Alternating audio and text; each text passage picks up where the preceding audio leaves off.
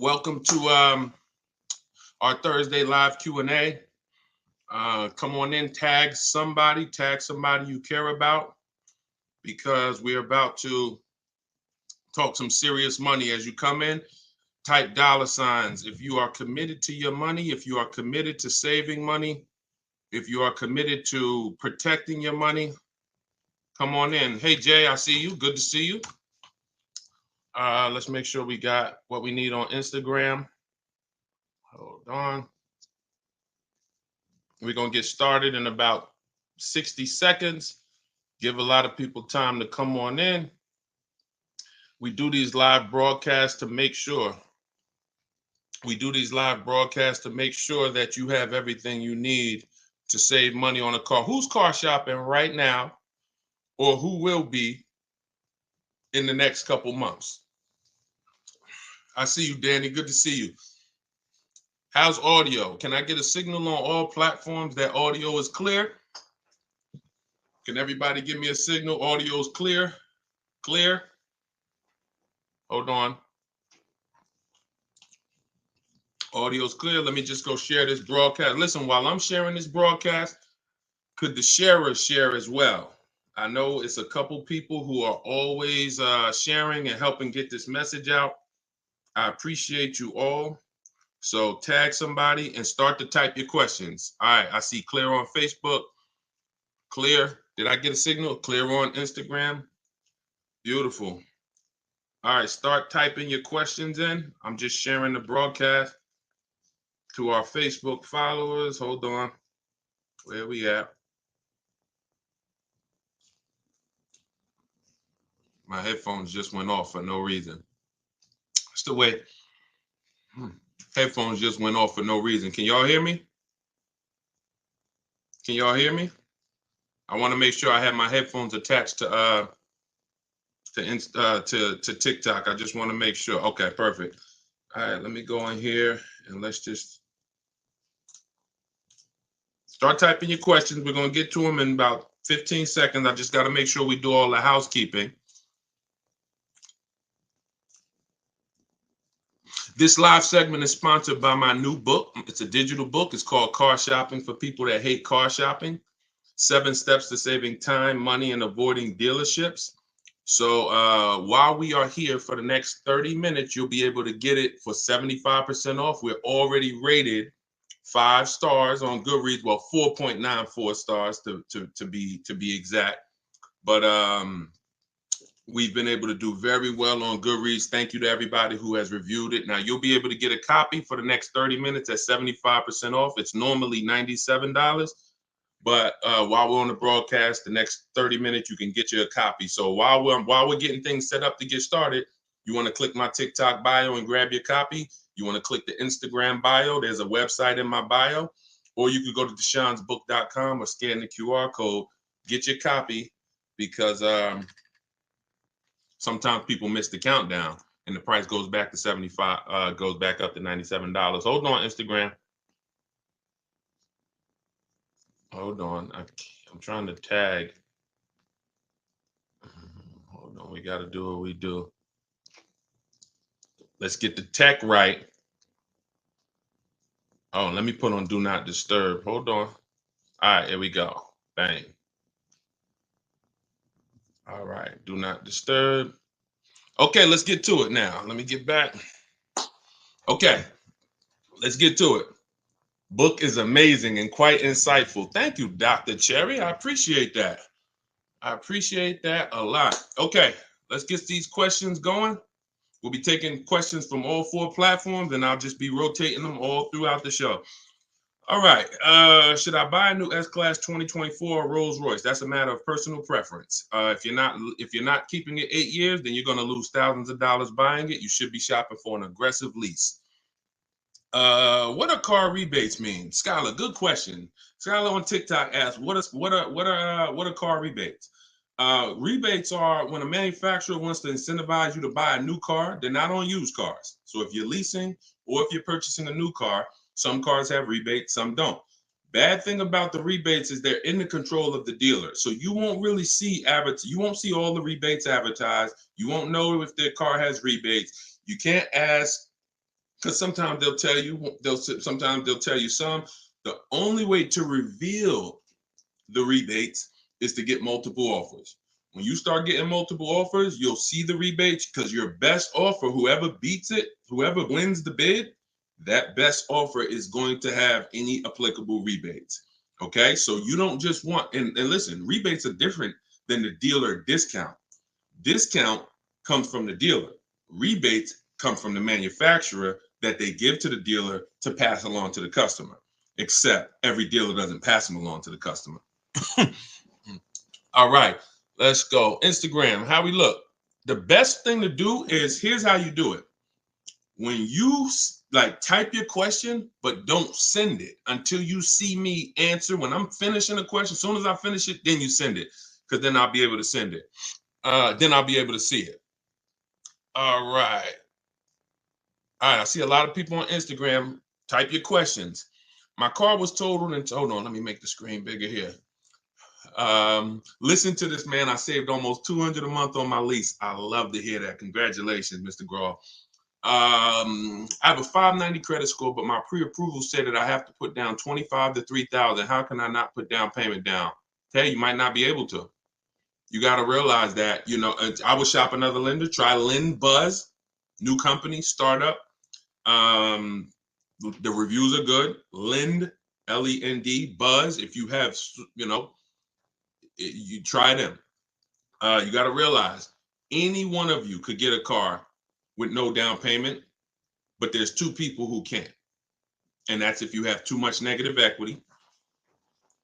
If you're trying to move $5,000 or $10,000 over to another car, sometimes that's going to put you above the bank's loan to value ratio. So if you're buying a $30,000 car and you're trying to throw 7,000 of negative equity on top of that, they might look at you and say, we can't do that. You could have an 800 score. We can't do that because the loan to value ratios are too high. The bank's not going to lend $40,000 on a $30,000 car, because let's really break down real quick what a no money down deal is. That means you're financing the price of the car, the taxes, and the fees. So let's say you purchase a $30,000 car, taxes are $2,500. You got another, $700, $1,000 in fees, documentation fee, and your motor vehicle fees. That puts you about 33 right there. So to finance, you can finance 33. That's under the loan to value. The bank will lend 33,000 on a car that's worth 30. Problem is, when you try to do that and then you want to slap $7,000 of negative equity on there, what you're asking the bank to do is lend 40 on a car that's worth 30. They're not going to do it. Doesn't matter what your credit is. So those are the only situations where you can't do these no money down deals. You have too much negative equity, or your lender won't do it because of the credit. Work on your credit. Follow Shonda Martin. Take your credit seriously. It's costing you. And, everybody hits a bump in the road, but the key is don't stay there. Follow somebody like Shonda Martin, learn what she teaches, fix the credit, get yourself up to like a 660, 670, 680. That'll get you out of the manipulation zone. All right. Let's see. Facebook. So does your credit score matter at all? Absolutely. Absolutely it does. If your credit score is around 730, is this a good candidate for a good lease deal? Definitely. 730, you qualify for most tier ones. 680, 690, you qualify for most tier ones. You don't have to have a 900 credit score to lease. I got to figure out, I want y'all to inbox me, and I want y'all to tell me what we could do for the people who share the broadcast and support the broadcast. Because I've been thinking about this. If y'all have any ideas, I might do a priority Q&A. I just have to, because here's the thing, y'all. I reward those that help me. I reward those. I love the people that get the book. That's the biggest thing, because I want you to learn these strategies. My book is called Car Shopping for people that hate car shopping. 7 steps of saving time, money, and avoiding dealerships. It's a 7-step process. Doesn't matter whether you're leasing, buying, and it's a digital book. So you get your copy at 75% off. It'll be in your inbox in literally 2 minutes, and you'll have everything I teach. But inbox me some ideas of something we could do for our community of people who share. I want to reward the people who share the broadcast and who tag friends. All right. Hello. I'll be doing a purchase order through my credit union. How do I get the best price on a Mercedes? Multiple offers. Multiple offers. It's the only way to get the best price. You need to get at least 5 offers. Anyone who's learned from me knows that you need 5 offers to reveal the best deal, because 80% of dealers are overpriced. I know it sounds crazy, but I've been working with people around the country since 2021, shopping for cars. They post their offers. I look at their offers. We have a group, and we have seen that that's the numbers. 80% of dealers are overpriced. That's it. So in order for you to reveal the best deal, you must shop multiple offers. Oh, why is my camera fuzzy? Hold on. Wipe my lens off, see if that clears us up. All right, let's go, y'all. Keep the questions coming. This is YouTube. How should I think about buying out-of-state cars with damage, accident, and its history? It depends. If first of all, buying out of state, I want y'all to get used to it. If you are using what I'm teaching you, you're going to get very used to buying out of state, because oftentimes the out of state dealers are going to do better deals than the dealers close to you. Sometimes, that's again multiple offers, because sometimes the dealers that are close to you feel like they own you. When they see a zip code, they're like, okay, this person lives right here. When you buy out of state, what you're doing is you are actually giving a dealer who never would have had a shot to earn your business, you're giving them a shot. And sometimes they respect that shot, they appreciate it, and they'll make it their mission to beat all their competition. So I want you to get familiar with buying out of state. Now, when it comes to buying used cars, here's what you're doing. Same process. Remember this. We screen cars down like this. Title history first. You can identify a good used car. First of all, look at pictures. You see a bunch of damage, that's the first screen. Then we're going to dive deep. We're going to look at the title. Deshone, how do we get the title, you might be asking? Okay, this is how you're going to get the title. History, Carfax, not auto check, because auto check is not going to show you what we need, which is service records. You must see service records. There's no indicator that can replace service records.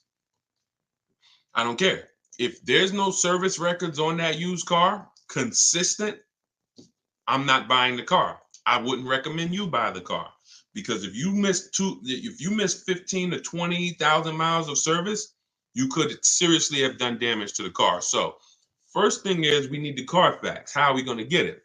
I have a secret strategy that I teach that you only hear from me. I'm going to give it to you now. When you're shopping on these marketplaces, we shop on all of them. We use 8 marketplaces. Cars.com, Car Gurus, Auto Trader, Carfax.com, Driveway, eBay Motors will check, Carvana and CarMax.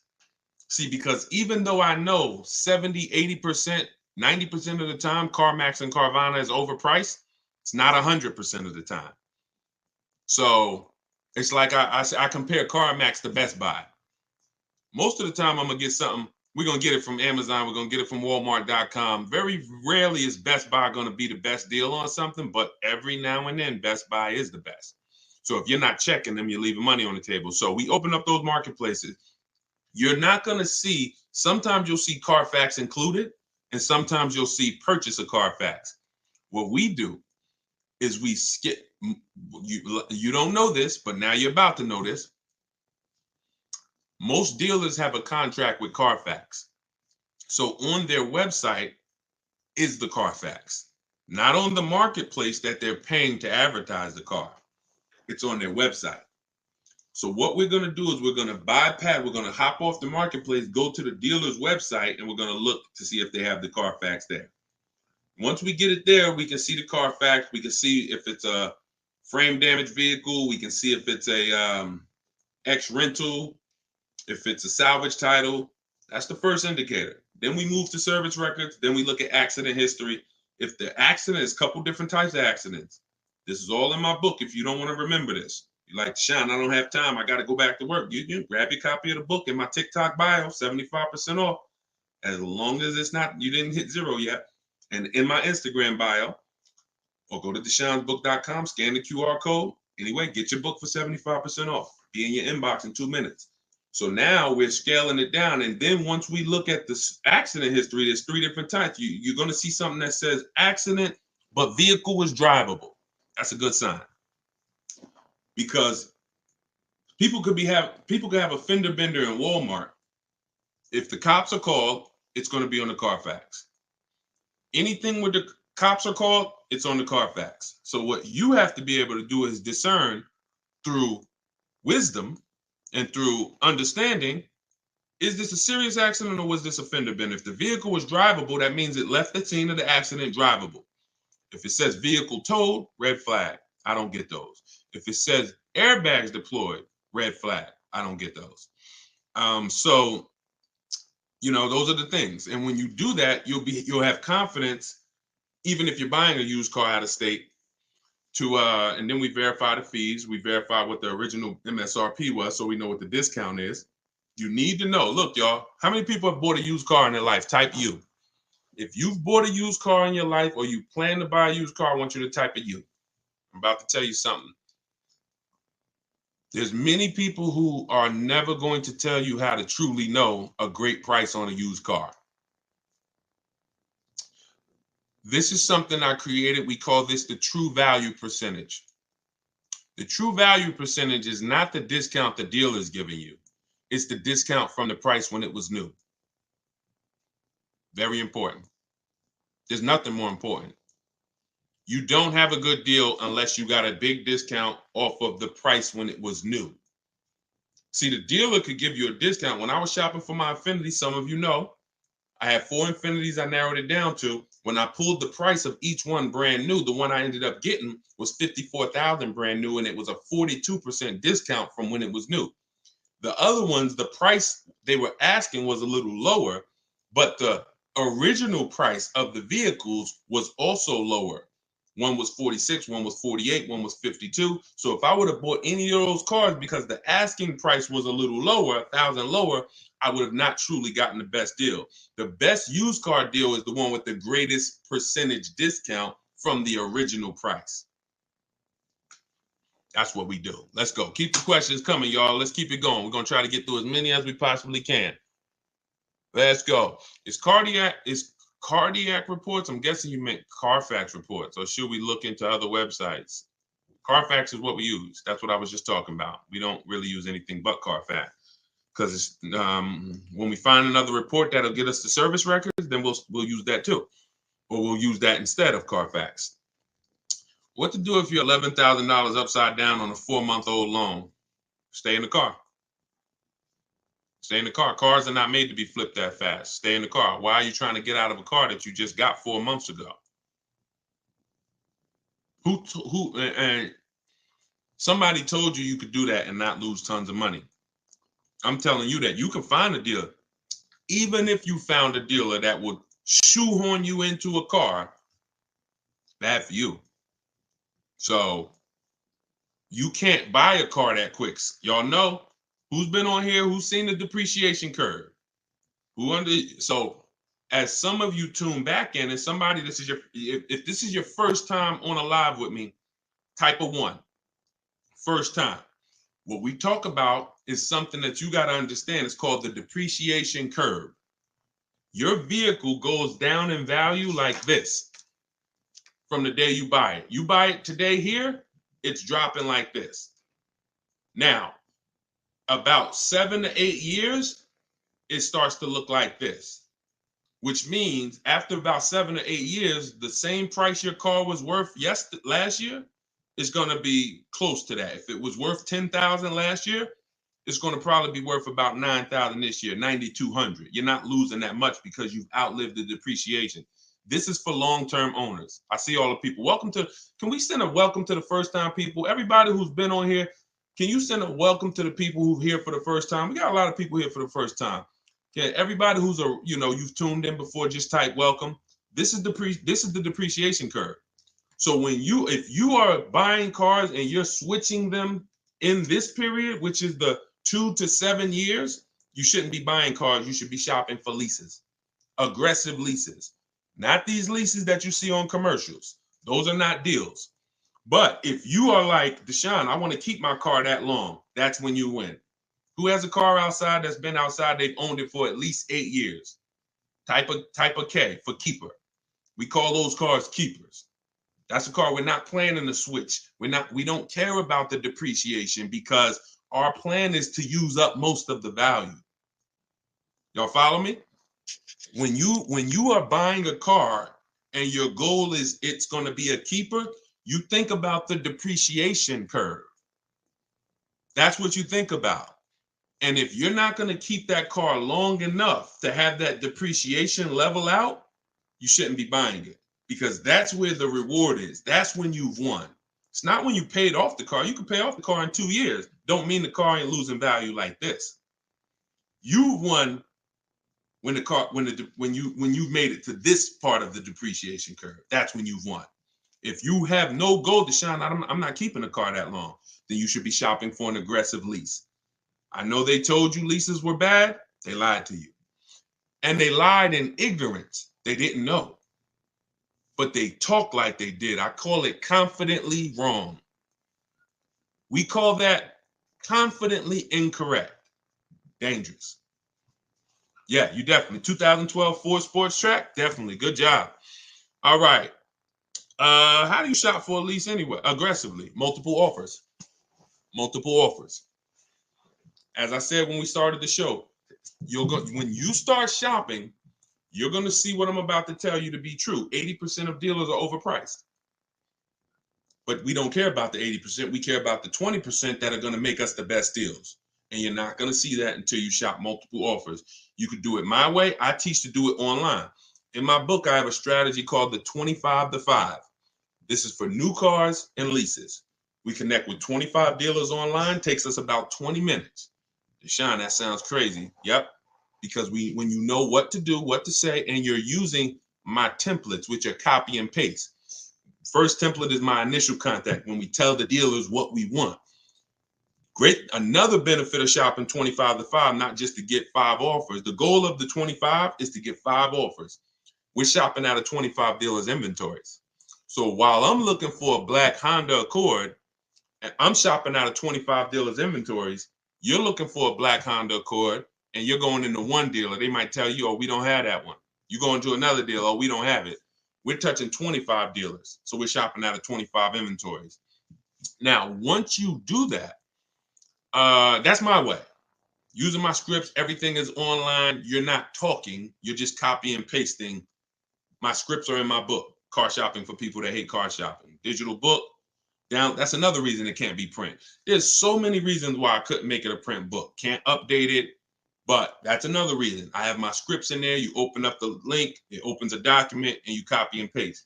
Now, a secondary way to do it's not as effective, but it's still better than the old way of shopping, is you're going to test drive your car. Once you decide what you want, you come home and you call sales managers. I'm called, hey, can I speak to the sales manager? And you're getting at least 5 offers.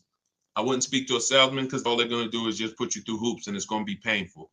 Speak to a sales manager, 5 offers, and then you make your decision. That's how you shop for an aggressive lease. Now, if you get 5 offers and the lease deal is over 1.5%, some of you know about the 1.5% rule. That's when you know you've overpaid. You're overpaying for a lease.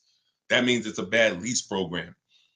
Couple vehicles out here have bad lease programs, and people are leasing them. You're overpaying.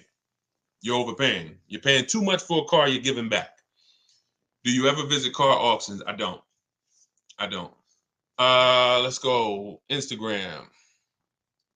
Can you still apply the 1.5% rule on a new build vehicle to lease? 1.5% rule is a rule that you need to keep in mind whether you lease a car you ordered or whether it's a car on the lot. 1.5% rule doesn't change. Deshone, what about if it's a Bentley? 1.5% rule doesn't change. You're paying too much for a car. Leasing is a value play. The name of the game with a lease is to drive the most car and pay small amounts of money for it. When I was leasing my 2018 Jeep Grand Cherokee Laredo, $35,000 car, I paid $330 a month, under 1%. Under 1%.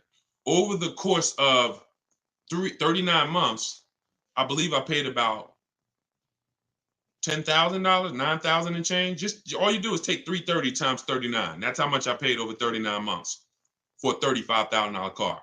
Value play. Value play. Once you, the higher percentage you pay of the car over that lease term, the less value there is. And when you get to 1.5%, there's no value. We pass on those deals. We go pick another car. When we lease, we usually have 3 options. In my book, you'll hear me say it in these lives. I like 3 options. And if you can't find 3 options, I guarantee you're not going out there test driving cars. You identify one car, you're like, I like that. Go drive the competitors. Take a weekend, have some fun. Go drive a bunch of cars. You're about to make a $40,000, $50,000 decision. Go drive some cars. You know how many people have said to me, Deshone, I want that. I'm like, did you drive it? They're like, no, I just saw it. I like it. I said, go drive it. They get there and they're like, yeah, I drove it. I didn't really like it. Now think about if you would have bought that car. You'd have been like 3 months later, 6 months. How could I get out of it?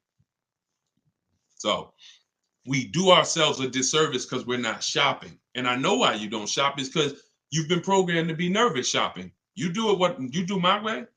Here's a rule you never break. Never talk numbers inside the dealership. If you remember that rule, you can test drive and be out of there in 20 minutes, never feel pressure. And then you come home and you make your deals from home. Yeah, we're taking questions from we on 4 platforms. Yeah, confidently incorrect. You like that, right? When you see somebody, that's what I call them. Speak with bold. Never lease a car. Leasing is the most expensive way to own a car. Confidently incorrect. Dangerous combination. Dangerous to yourself and others. All right, let's see. I got pre-qualified for a loan with Carvana. We don't use Carvana pre-approvals. Listen, this is a great question. It wasn't a question. It was just something somebody typed. Remember this term, y'all. Restricted pre-approvals. What are restricted pre-approvals? The benefit of shopping the way you're going to start shopping is you're going to see the whole market, which means wherever the best price car is, you're going to go get it. There are people who know that you're now getting into pre-approvals. They know you're now getting more savvier. So what happens is it's a new iteration of the old techniques, which is how can we limit them? In this new day and age, we're going to create something that restricts them, but seemingly gives them freedom. We'll pre-approve you, but you can only use it at Carvana. We'll pre-approve you, but you're going to deal with our dealer network. Restricted pre-approvals, they're trash. Carvana's one of them. Capital One Auto Navigator, because those of you with bad credit, you get pre-approved with Capital One Auto Navigator, and what do they tell you? Go to our dealer network. Now, that dealer network is in bed with Capital One, and they know you're sending us these bad credit people who depend on us to find them the car. It's a money play. It's not a play of, oh, let's find them the best car for the money. Let's find them a car with the biggest discount. It's like, hey, send them to us, and it's a conveyor belt. Send them to us. We'll send them out in a car. That car is not going to be the best price car in the market. So any pre-approval that restricts where you can buy is garbage. Now, what's normal is we're not going to let you buy a 10-year-old car. That's normal.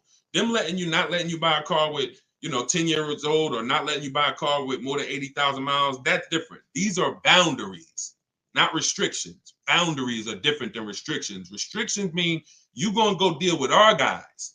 You're going to go deal with the guys we're affiliated with. So you don't want those types of pre-approvals. A real pre-approval, you can go and find your car anywhere. You go find the best price and you take the deal down. All right.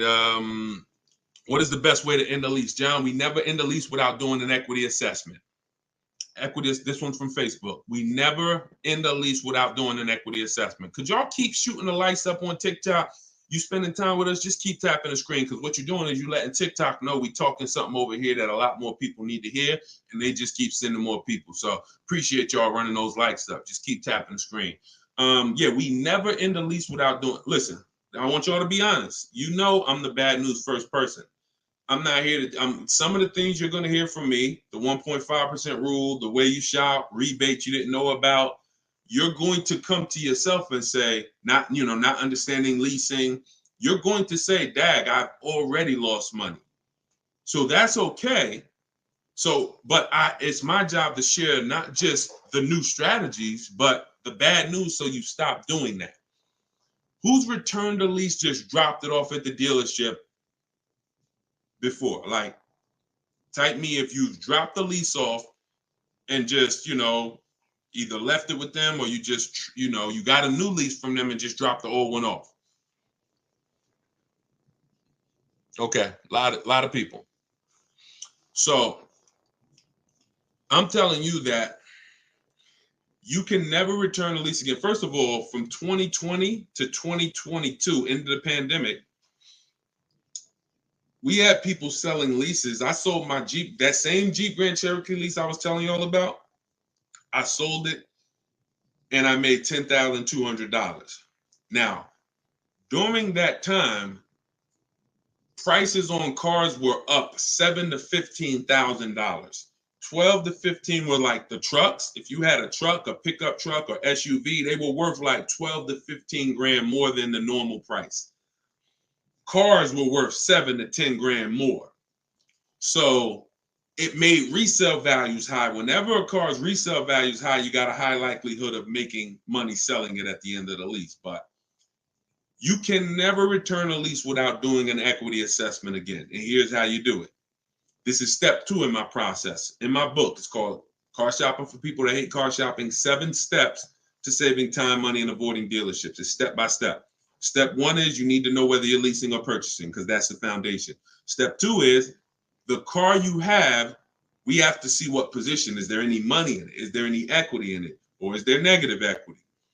You can't have negative equity in a lease, but if you have a loan, you could have negative equity. So here's how you do it. You need to call the bank, see how much you owe. That's called a payoff. Don't look at your contract. Don't say, Deshone, I look on my paperwork. The residual value says this. No, you need to see how much you need a payoff, because the residual value is not going to include any payments, anything. You need a payoff. If you're going to call, you're going to ask for your payoff.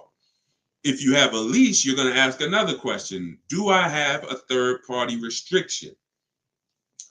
There's 3 types of there's 3 types of equity assessments. One is for cash, for people who have paid off cars. If you have a paid off car or a loan, that's one equity assessment. If you have a lease, that's the second equity assessment. If you have a lease with a third party restriction, that's the third. So what you're doing is, once you get that payoff, you're now going to go to the online car buyers and you're going to get your bids. If you're new here, everything we do is a bid. That's how we save all the money we save. We're going to save more money bidding than you'll ever try to get negotiating. So when we go to the bid, we're going to CarMax, we're going to Carvana, we're going to Driveway, we're going to AutoNation, Buy My Car, Kelly's Blue Book, Instant Cash Offer, Car Gurus, Sell My Car. 6 offers. That's 6 offers. Once, if you are in the first 2 groups, you own your car, or it's paid off, you can sell to the highest bidder, no problem. If you have a lease with no third-party restriction, Toyota, Chase, no third-party restriction, you can sell to the highest bidder, no problem. If you have a lease with a third-party restriction, that doesn't mean you can't sell. It restricts who you can sell to. So you now are going to take those offers from all those bidders, and you're going to call a used car manager of the same brand. The third-party restriction means you must sell to a dealer of the same brand. Now, some of you may have saw people who are doing things, and maybe you did it. I don't recommend it. You buy the car first. This is for you with a third-party restriction, because you saw, oh, Carvana wants to pay. You buy the car and then you resell it. We don't do that, because when you buy the car, you pay taxes, you pay fees. That comes out of your profit. When you sell direct to a used car manager and we get at least 3 to 5 offers, it's always a bid, because some used car managers will pay less. Some people will pay more if they really want the car, and you sell to them, and you're able to avoid the fees. You're able to avoid paying taxes, and you get your equity. That's the equity assessment. Now, not every car has equity. I don't want you thinking, oh, I automatically have equity. But you should never, and I would never, and anyone who listens to me, you will never return your lease without doing an equity assessment. That's why, and for those of you who don't have a lease, when you do your equity assessment, here's what you're eliminating: a word that I never want you to use again, the word trade. We don't trade. We get bids for everything. Because when you trade, you're not getting the maximum value for your car. You're not getting it. You don't get the maximum value when you trade anything. you take a little less because you want whatever they're selling. So hey, I want that bike. Yeah, I give you my lawnmower. You give me the bike. It's because you really want the lawnmower. It's not because you're trying to get the most money for the bike. So we don't trade. That's the equity assessment. Now that's also what you do. Who's in a car right now and you're thinking about you want to get out of it? Who's in a car right now and you're like, Deshone, I think I want to get out of this. I'm thinking about it. Right? All right. I see you, Tommy. All right. Keep the questions coming. We got a lot more questions we're going to answer. I see you. Okay. All of you who are typing me, I see you, Ty. Okay. Blue faces. I see you. So you got to understand the first thing you do once you decide whether you're keeping your car 8 years and you're going to purchase, or less than 8 years you're going to lease, the next step is equity assessment. Because your equity assessment is going to tell you if the car you're in, can you make money on it? Do you have money, which means I can get out, I'm in a good position, or are you in a negative equity position, which means that's going to slow down or that's going to affect the way I could get out of this car. So the equity assessment's always first. All right, let's go. Keep them coming. All right, Ty said, how can a new car allowance help when you have negative equity on a vehicle you want to trade in? When you say a new car allowance, what do you mean by that? I don't understand what you mean by that. How can a new car allowance help? I need to ask you a question offline. I don't do DMs. This is it. We got 2 million followers. God bless you, but I don't do one-on-ones. I don't do DMs. I work with groups. I help massive amounts of people, thank God, get to their goals. Your situation is not unique. It's not unique. I've been doing this since 2006. I've been teaching people and helping hundreds of people buy cars since 2020. You may think your situation is unique. There's probably 100 other people on this broadcast in the exact same situation. So it's no need it's no need. It's no need. One-on-ones are not necessary. If they were, then I would be doing them and I figure out a way to build a team to do them, but they're not necessary at all. Best way to bargain for a low price on a new lease, multiple offers. You missed it.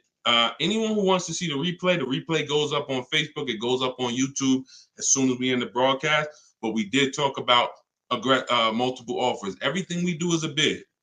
Oh, y'all killing it. All right. I see the likes flying up on TikTok. Appreciate y'all. Keep tapping the screen. Shout out to the sharers. Everything you do, when you say, Deshone, how do I get a great deal on the price of this car? You get multiple offers. That's always the answer. You're going to save more money getting multiple offers than you'll ever save doing one-on-one with a dealership. Ever. That's how we're able to say it. Like, look at Charles. So Charles just leased a Palisade. Now, one thing about Charles is, I'm showing it on the screen too. So again, if y'all, if you're watching the rebroadcast, you can see it, or depending on what platform you're on, you can see it.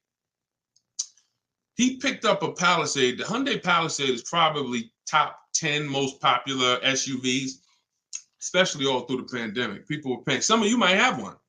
You might be like, Deshone, I can be honest with you. I got that vehicle, and I know those things people were asking $5,000 over sticker for these, $10,000 over sticker for these.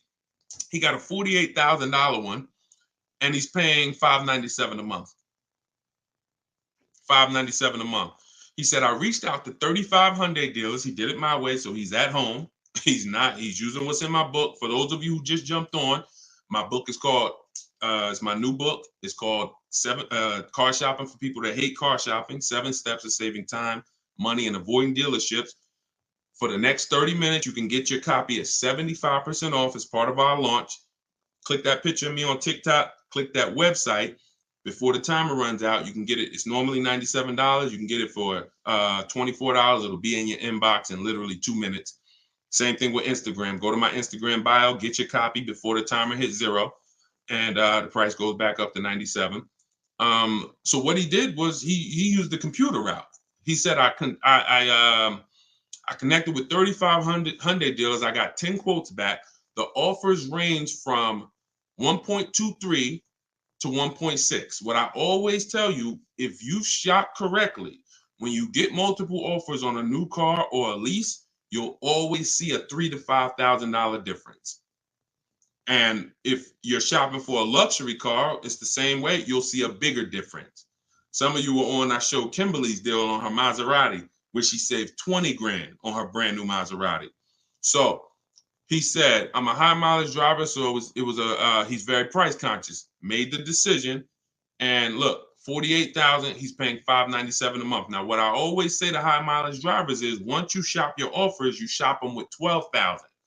And then once you identify the winning dealer, you adjust that mileage with that dealer. If you need 18,000 miles a year, if you need 20, you adjust it. Once you identify the winning dealer, you say, hey, please work the deal with me for 20,000, and you just pay for the additional mileage.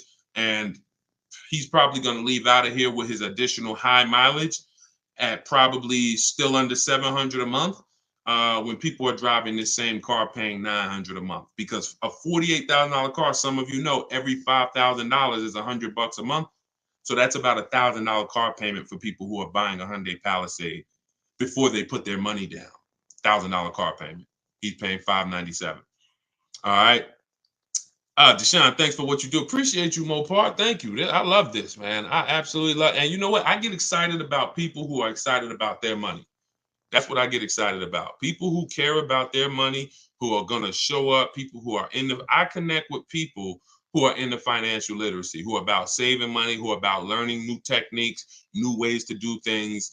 People who are out there shopping like this is 1990. What results do you expect to get? So, all right, let me put the banner back up. For those of you who want the book, you can scan that QR code, and let's keep the questions rolling. Let's go. Let's go. I'm trying to get through. I'm rotating through all the platforms. So when y'all hear me ask a question, as soon as I finish answering it, post your question so it'll pop up so I can see it. Would you purchase a car older than 10 years? Only if I'm paying cash for it. I have something in the book called The Rule of 72 and the 10th Birthday. Some of you may have seen the videos. The video on the Rule of 72 and the 10th birthday means we never take a loan over 72 months. It's a 6-year loan. You're asking for a lot of risk. You're going, a 7 or 8 year loan, that's like a 40-year mortgage. A 96-month loan, that's like a 50-year mortgage. We won't go more than 72, but we also have to have the car paid off by the 10th birthday. That's why it's called the Rule of 72 and the 10th birthday. So they work together. I'm not going to take a loan over 6 years, because if coincidentally, when I see people who have problems with cars, the car is usually older than 10 years. When I see people who can handle those problems, cars usually paid off. When I see people in danger of losing those cars, car usually has a loan on it. So if you still have a loan on the car and it's older than 10 years, you've asked for trouble. So whenever you're doing your loan, you take the age of the car, and you add it to how many years the loan is, and it shouldn't go past 10. So if you're looking at a 5-year-old car, you could do a 5-year loan. If you're looking at a 4-year-old car, you could do a 6-year loan. If you're looking at a 3-year-old car, you could do a 6-year loan, not a 7, because we don't go past 6. 72 is the longest loan we'll take. Now, if you're looking at a 6-year-old car, 4-year loan. If you're looking at a 7-year-old car, 3-year loan. Now, if those principles don't work for you, it's because you can't afford the car. You might say, Deshone, well, I can't get that car in the payment I want. You're only buying it that old because you're trying to get it in a comfortable payment. But the older you buy it, if you're going to still take a 6-year loan on it, that's a sign of affordability. You're buying too much car you can't afford. So again, you feel free to do what you want, but I've seen enough people get in trouble with no boundaries on how long of a loan they're going to take or how old of a car they're going to finance. And my job is to create boundaries for you. And at least if you break them, you know you're breaking a boundary. God bless you. I hope it works out. But if something happens, you have nobody to blame but yourself. All right, Tiny, thank you. Just bought the book. Appreciate you. All right, this is YouTube. Good afternoon, Deshone. I'm trying to lease the new Santa Fe Calligraphy. I have 800 plus credit score. What should my payment be? Well, we always estimate when we look at a car, we use the 1.25. That's what we do. We take the MSRP of the car. If you're trying to see, can I afford this car to lease it? The first thing we do, hold on, why does Outlook keep coming up? Let me open my calculator. First thing we do, because for us, what I teach is a 1.25% deal on a lease is the target. If the lease program is not as aggressive, then as long as I can get under 1.5, I'm still getting a really good deal. If it's under 1.25 when I get all my bids, it's because it's a really good lease program. And if it's under 1% when I get my bids, it's a great lease. We call that a steal. That ain't even a good deal. That's a steal, under 1%. The 1% lease rule has been around for decades. So what we do is if we look at the MSRP of the car, we want $48,000. Multiply that by 0.0125. That'll give you 1.5%. That comes out to $600. So if 600 with no money down, this is when we shop our lease offers, we're always shopping them with no money down. That doesn't mean, Deshone, I want a $500 payment. Well, what you would do is when you find all your offers, if the best one is 600, you know it's under 1.5%. It's a good deal. You can put a little more money down to lower the payment. But what we're not going to do is say, I had somebody say to me, Deshone, I shopped a vehicle, and when the salesman gave me the quote back, he was the best offer. He beat all the other quotes. She said, I got 6 quotes or 7. He beat all the other offers, but he gave me the quote. It was a 1.3, but it was with 3,200 down. I said, that's not 1.3. I said, what is it with 0 down? First month's payment total out of pocket. She said, oh, it went up to like 1.6. Then it's 1.6. Then it's not, you can't, 1 point, that's like me saying, yo, I got a lease under 1%, but I put $5,000 down. No, you didn't. Whenever we're judging our leases, everything I'm going to teach y'all to do is to shop with 0 down and then have the option to put money down. Because if I could get a car, if you could get a car at the price you want, comfortable budget, below your max, with no money down, that's what you do. But that's how we do. That's how I would start it out. If my goal was to look at a car and I'm like, man, should I be going after that? If 1.25% is not in your budget, then it's the wrong car. But what I would do is, let's say I had 2,000, I might say, all right, if I could get this car to 600, I might put a little down. There's nothing wrong with putting money down after you have a deal. Money down doesn't get you a deal. Money down is payment management. That's the purpose of money down. It's not to try to get a deal. I already have a deal, but I'm gonna put money down so I can lower my monthly payment to a more comfortable range. That's what it's at. All this is in my book, my new digital book, Car Shopping for People That Hate Car Shopping. Look, and y'all don't have to worry about me holding back. It's in my videos on social media. Thank God y'all helped us get to over 2 million followers across all these platforms. I don't hold back, but some of you are like, Deshone, I want everything in one spot, step by step. That's the digital book. Go grab your copy. As long as the timer didn't hit 0 yet, you can get it for 75% off the normal $97 price. You can get it in my TikTok bio, click that website. You can get it in my Instagram bio, click that website, or you can go to deshonesbook.com. I'm going to post it again here for you guys on Facebook and YouTube. All right, let's keep the questions coming. You can click that link there that says deshonesbook.com. Grab your copy before that timer hits 0. You got 30 minutes. Thank you, Tim. I appreciate you, man. He said Deshone is the man. Appreciate it. All right. Let's see. Will you touch on buying with bad credit? You got to find a lender. I recommended LendBuzz in my book. That's who I recommend. I'm not affiliated with them. You got to realize that if you have time, what you should be doing is fixing your credit. It's like a person who, like, there'll be people driving a car, and this is where I want to help you with mindset. A lot of this stuff, some of the stuff I'm talking about with y'all is mindset. You've been taught to think a certain way about cars, and that's because they make money keeping you thinking this way. If you have bad credit and you like, man, I think I want to get a new car soon, you should be working on your credit. because you are paying 20% more than a person with good credit. Like they're killing people with bad credit because they're limiting your options. Now, what I tell you to do is if you get approved with somebody like LendBuzz, then you can have a dealer see if they can beat your rate, because everything we do is a bid. I keep saying that. If LendBuzz approves you at a higher interest rate, after you find your best deal on a car, you find your car, we always give the dealer a chance to see if their 10 or 12 banks can beat what you got. That's called the bank bidding war, because interest, there's a lot of money in interest. You don't realize we're trained to look at the price of the car and try to get money off there, but we don't realize in your loan, that's why y'all think banks lend money and don't sell cars. There's money in the money business. So if you're not making banks compete, that's like you're eliminating a huge part of your transaction. If you could save 1 point on the interest rate and you're financing a $40,000 loan, that's probably $1,500. If you save 2 points, you're talking about almost $3,000. That's the money in your loan. So we shop. And if y'all use what I'm telling you, you're going to start making banks and credit unions bid.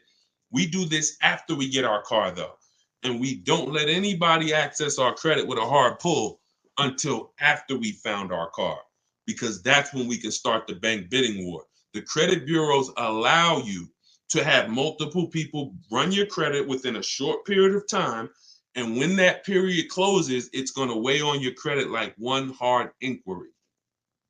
One hard inquiry. So if one hard inquiry from one bank would have dropped your credit score 9 points, when that rate window closes and you had all these banks bidding, it's the same 9 points, except you had 20 banks and credit unions bidding, and you come away with guaranteeing your best rate.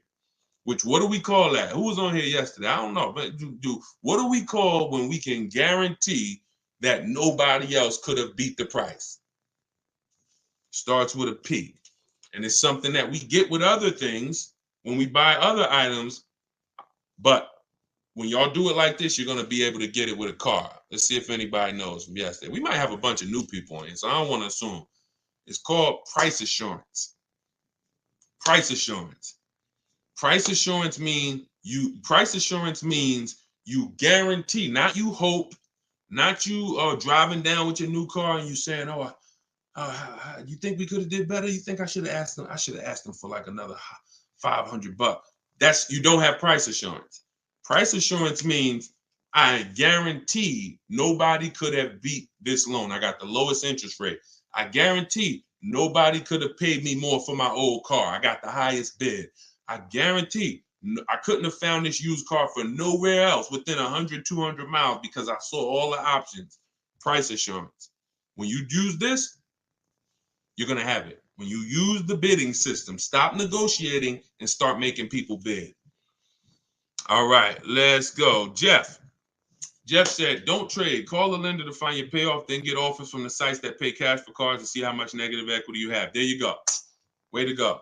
Oh, see, all right, that's Jeff. That's YD. He's talking to Jeff. I guess you asked. See, that's what I like. When we start getting a community of people that know these principles so well that y'all can help other people coming into the community, that's when we really, really starting to penetrate this. So appreciate that. Appreciate that. All right, what's the lady's name you recommend on your first live today for? Her name is Shonda Martin.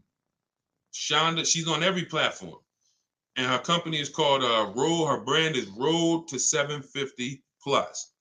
That's who you spend your time with. Same way you see people when they're getting ready to buy a house. What do? You work on your credit. I got a goal, and I want to do it the right way. So you work on your credit, and when your credit is right, you say, all right, let me go get my house now. You do that with a car because here's the thing. You're going to buy more cars than houses.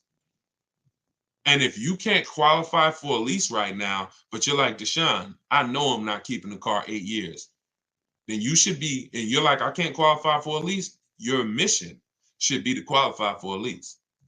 That should be the mission. Because once you get your first lease and you do it right and you structure it right, and you get multiple offers and you drive off in that brand new car and you see what your monthly payment is, you're going to be like, man, I should have been doing this years ago. Why was I buying those cars?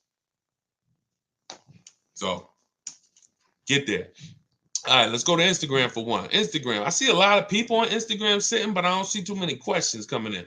What about places like Car Gurus and Carvana? They're always on our list when we're shopping for used cars. Always. Always. Like I said, even if 90% of the time or 99% of the time they're overpriced, if you don't look at the inventory, you're missing an opportunity. I'm always going to look. When you shop for a used car, you want to look everywhere used cars are, every marketplace. In my book, I have 2 strategies I teach of how we get the best deals on the car we buy. One is for new cars and leases. That's called the 25 to 5 strategy. The other is for used cars. That's called the multiple marketplace strategy. All right. Both of them are walking you through getting multiple offers and seeing multiple options. All right. What if the dealership wants to see the quote from the other dealerships? How does that work? I don't usually do that. And the people that I teach don't usually do that. I'm going to tell you why. The 80% of dealers are going to either try to overcharge you, they're lazy, they're going to try to make it hard for you, and then they're going to try to say, okay, the 20%, before you make a deal, show us what they offered you. No, I give you an opportunity, because here's what you got to understand about the 80%. It's not just the price, it's the way they're going to treat you because of who they are. They don't want to compete. They don't want to compete. So it's like, I'm not interested in someone who doesn't want to compete for my business. What business can we start, y'all, where we don't compete? I know in my business who I'm competing against. I'm willing to compete. I'm willing to say what I have is better than what anyone else has. If you don't want to compete, I'm not interested in working with you, because you're trained to just have people come in and give you their business over and over again. And we're not doing that anymore. We're really trying to run those people out the business. That's what we're really trying to do. Holy Spirit, help us. We run those people out the business. They shouldn't have jobs. All right. Hold on. You got to ask your question, everybody, in one shot. You can't do like multiple questions or piece it together, because I can't see it like that. My daughter needs a new car but don't have credit, so what should she do?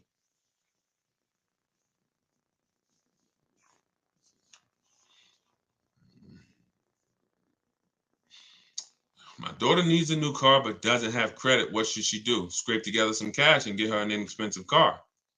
I needed a car. I didn't have credit. My first car was a $500 car. Transmission went out. She should be looking on Facebook Marketplace, saving up some money to try to get a car.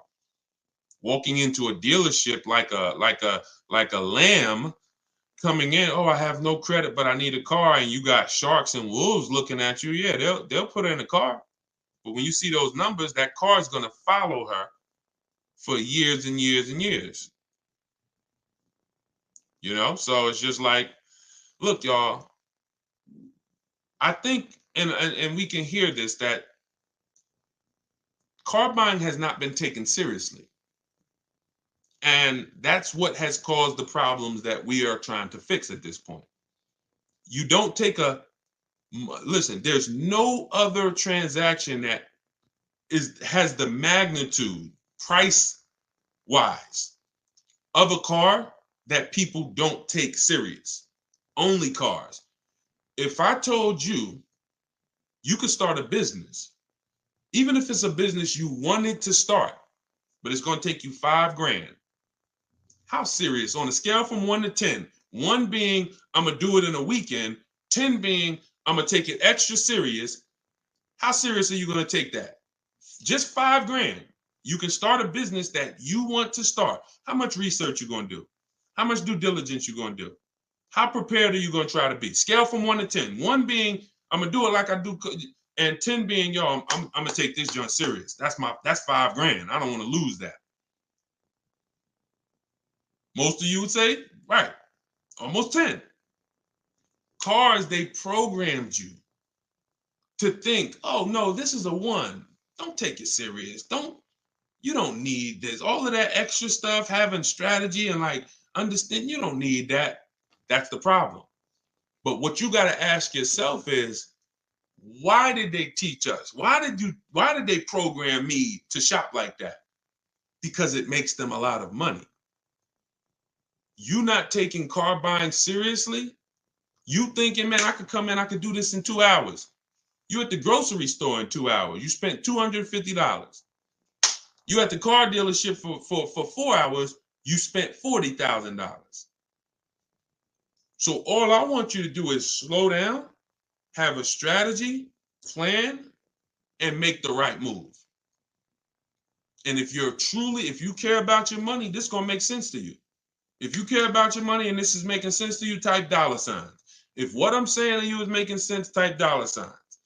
I appreciate it. Shout out to everybody sending gifts. I appreciate it. You're my favorite low-income streamer. I don't even know what that means, but I'll take it. I appreciate it. All right. Do you accept 1099A for purchase? Now, listen, y'all. Somebody just asked this question. I'm going to put it up on the screen. Appreciate it. I see a lot. All right. A lot of you getting value out of it. Check this out. First of all, before I answer this question, I'm going to put it up on the screen, and then because some things we got to call out. I need y'all to recognize them because they're viral. When we start talking about things that are viral, that have millions and millions and millions of views, we got to put those on the screen so that just the people on here could understand what's happening.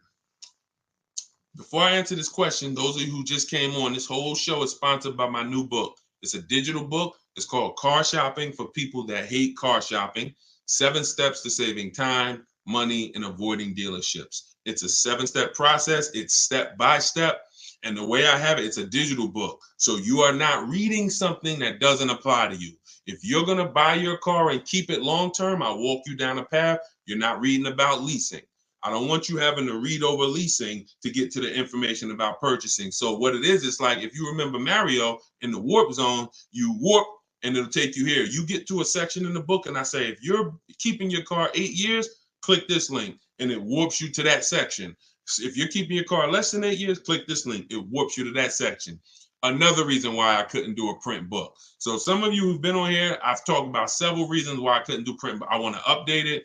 We use real-time websites. You use my scripts. If I wanted to change anything and I had 100,000 books out there in y'all hand that y'all were using, yeah, it'll work until something changes. And then I got to rewrite the book. All right, y'all. Then you'll be on a live with me a year from now. And I'm like, all right, so this changed. So now I got volume 2 of the book. Go get that. So with a digital book, we can update it and you can get your copy for the next 30 minutes for 75% off as part of our launch. But once the timer runs out, it goes back up to $97. So go to my TikTok bio, get your copy for 75% off. You'll see a website there in my bio, click it, and then hit that button that says get 75% off. And then the same thing in my Instagram bio, click that website and then get your copy for 75% off. And if you're on Facebook or Instagram, click scan the QR code on the screen, or you can go to deshonesbook.com. All right, let's talk about this 1099A purchase. So as far as I understand, and I don't claim to understand everything about this, but here's what I think I understand. There's this particular thing that allows you to purchase cars somewhat free. Is that true, Sean Patrick? Is that true? I've heard that with a 1099A or you're able to like purchase cars and somewhat free. I've seen this. So I don't know if that's what he's talking about, but I've actually seen people that say you can go in with this 1099A and you can leave with a car.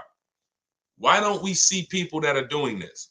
Why don't we see this as a business strategy? Why don't we see people going in, getting these cars, not paying for them, and then selling them, making $10, $15, $20, $30,000 just as a business? Because if you ever gave me something where I could legally go in and get a product worth tens of thousands of dollars and I can get it for either half off or free, then I would be buying that. I would be doing it as much as I can, and I would just be reselling it, making all the profit on a secondary market. So because you don't see people doing this, I'm led to believe that it was just to go viral. Same thing with the down payments are illegal. Woman didn't know what she was talking about.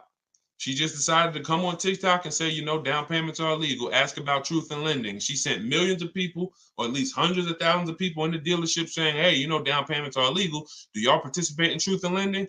None of them left because of that with a car, with no down. Now, like I said earlier, you can do no money down deals. No, that's not the issue. The issue is when you go in there and you're talking something that you don't understand, but a dealership is trained to make you think you want. So if somebody walked in saying, hey, look, you know what, down payments are illegal, before I tell them they're wrong, pay attention. 80% of people will, 80% of dealers are, and I don't think anyone who wants to sell you a product is going to correct you. I'm really going to still try to sell you a product. So you come in, down payments are illegal. Do y'all participate in truth in lending? Well, listen, look, I don't quite understand truth in lending, but what's your goal? Well, I don't want to put any money down. Okay, well, come on in. Let's talk about that. Because I already know that I can help you get a car with no money down, but not for the reason that you came in talking about. And then those of you with negative equity, as I talked about earlier in the broadcast, you're not leaving with no down payment if you got a bunch of negative equity, because it's too far above the loan to value ratios. So we just are big on, I'm not just going to give you the right information and the right to-dos. I got to make you aware of these people who are talking, who have never been in the car business and who don't actually understand, and they chasing clout. They chasing viral videos because nothing goes viral like a car video. Like there's a couple videos that people are like, you know what? You'll see a person that normally does credit repair or normally does stocks. I remember, all right, and then we'll get to the next question. So keep posting your questions, y'all. Send them in. We got some more time. But I remember I was, oh my God, this dude I was watching, and he's got a big following, right? So this guy teaches people how to flip real estate. And he's a course salesperson. And God bless him, because one thing I can say about him, when it came to the real estate, he had a lot of people that he was teaching. See, I'm big on, if you're a great teacher, your students get the results. You're not a great teacher if your student, when you see a teacher with no students, you ain't a teacher. You just you like hearing yourself talk. If your people who listen to you don't get results, you ain't no teacher. But so I respect you from real estate. Now he said, here's what's coming, y'all. The community is growing, but I got a lot of new things coming because I see it's a lot of new things we need to talk about. He named like 5 things, and he said car buying course coming soon. I said, my God. And they gonna believe him. He knows that you've never been in the business. He might have bought 4 or 5 cars. So we got to be careful here, y'all. We got to be careful because there's a lot of people buying bad information that's going viral. So, all right, let's keep it going. Just got my book. Thank you, Purple Grow. Enjoy it. Use it. Use the book and win. And DM me a success story. Shout out to everybody that reviewed the book on Goodreads.com. We're not on Amazon. But we do have a 4.94 review. I'm putting it on the screen. We got a 4.94. We got 31 ratings, 27 reviews. Thank you to everyone who's reviewed. And if you got value out of the book, if you loved it, when you get your deal, please go to Goodreads, go to Goodreads.com, tell us about it so that we can help more people find it. All right, let's keep it going. I need a Toyota Tacoma. Can you help me? I can teach you to help yourself. I don't fish for people. I teach you to fish. All right, I just got your new book. Now, could you give us info about repairing credit again? Mark, go to Shonda Martin. Type in Shonda Martin. Can somebody type her name? Because I know it's somebody on here that knows Shonda. And you just listen. You see how I am with cars? She's like that with credit. She's like that with credit. She'll do lives. The way you know somebody knows what they're talking about a subject is they could do a live with hundreds and hundreds of people and just take questions, and whatever question comes, it's like not stumping them. That means they've studied. That means they've been in the game. They've seen too many things. And when I saw her do that, about maybe 3 years ago. And I said, everybody I know, I'm sending to this girl because she deserves it. And she has just hundreds, if not thousands, of people that have used her strategies and have, gotten their credit up. All right. Let's see. We'll go for a couple more minutes. Did you already answer the question about finding a lease without money due at signing? D, all you do, this one's from Facebook. All you do, D, is when you shop your lease off, this is for everybody. When you shop your lease offers, you are cut. Look, who was taught when it comes to leasing, they limit you on the mileage. Type me. If you were taught with a lease, they limit you on the mileage you can drive. If you were taught with a lease, here's another one. You have to put money down. You might have saw these commercials.